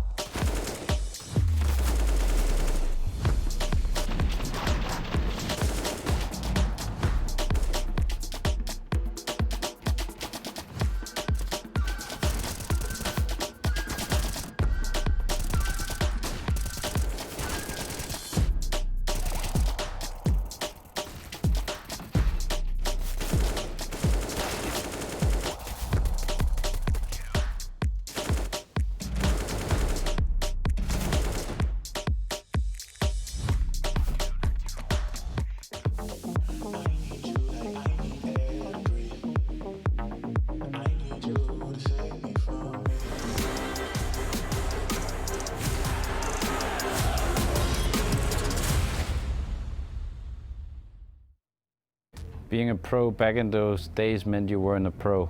I didn't receive any salary. I studied. I had a part-time job, and I was playing 4 hours in the evening. It meant everything to win a trophy that actually means something, because I was starting to fear that it wasn't gonna happen, right? Because I've lost some finals. I lost the IEM Fall final, obviously that wasn't so big, but then we lost Dallas final and Pro League final in 2022. So I was like starting, man, I really want to win. So it was a chip off my shoulders when I finally got that. Snappy is a funny one when it comes to Counter-Strike players. I think in the nicest possible way, you could call him a journeyman. Like, he's someone that has always been relevant, has always been respected within the Counter-Strike scene, but has never really achieved greatness. And now, getting to the finals of Cologne with this world-class roster, there was a pack of underdogs, and they've somehow come out of the trap so hot and so impressive. And all of his players are recognizing it's Snappy who's like the driving force behind this team's success. Like, even their star players don't want to take the credit, they give it all to Snappy. So to go from someone who was considered a mediocre but respected Counter-Strike player, a decent in-game leader, to being one of the most respected names generally in CSGO, and everyone's talking about you, I tip my hat to Marco. He's a very impressive career leading up to this point. It looks like it's only going to get better. Up for the bait! Snappy refuses to quit. It has to be Snappy! It has to be Snappy! I think, as I said, like when I came back to CS in 2016 or something like this, it was always tough because you got placed down on the ladder. Like, there was a lot of Danish in-game leaders in front of me, and my best players would get stolen to their teams and so forth. What I am so happy about with ENCE, I joined a project with a really good organization. The guys behind it gave a lot of trust to me and also to Saw, our coach, in order to build this project, and they've supported us really well. If I had to describe Snappy as an in-game leader, I would have to use the word chaotic, I suppose. I commentate a lot of his games, and it gives me anxiety seeing some of the rounds and strategies he presents. It's very idiosyncratic, I would say. It's difficult to compare it to any other play styles of the top teams. It's off meta. It's very built around set pieces, pop executions, upper rushes. It's stuff you don't normally expect, and they live and die by the sword in that respect. They can either do amazingly well, or it can all crumble around them, but that's what everyone loves about this team. When they're on, they're really on. It's exciting Counter-Strike. When it doesn't work out, it can look a little bit confusing at times, but still, I really enjoy the strategic input from Snappy in general, and I think ENCE are a very exciting team to watch.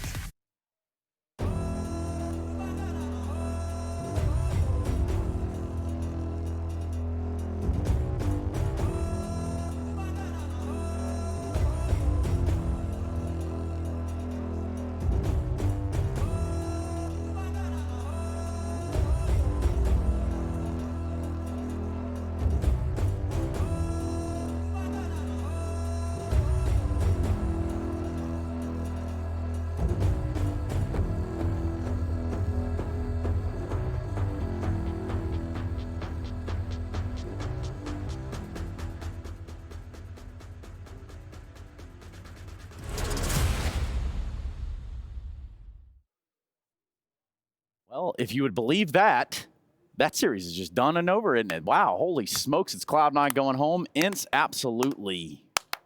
That's just a slow clap moment. I always wonder if I would ever do a slow clap on a desk, but... Well, it sounds cool. That's a slow clap right here.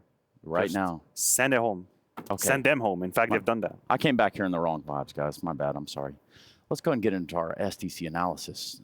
Featuring Maniac and YNK. Ones that's going to tell you that it is ENCE that are running the board here. And there's an undeniable thing that's going on right now with ENCE.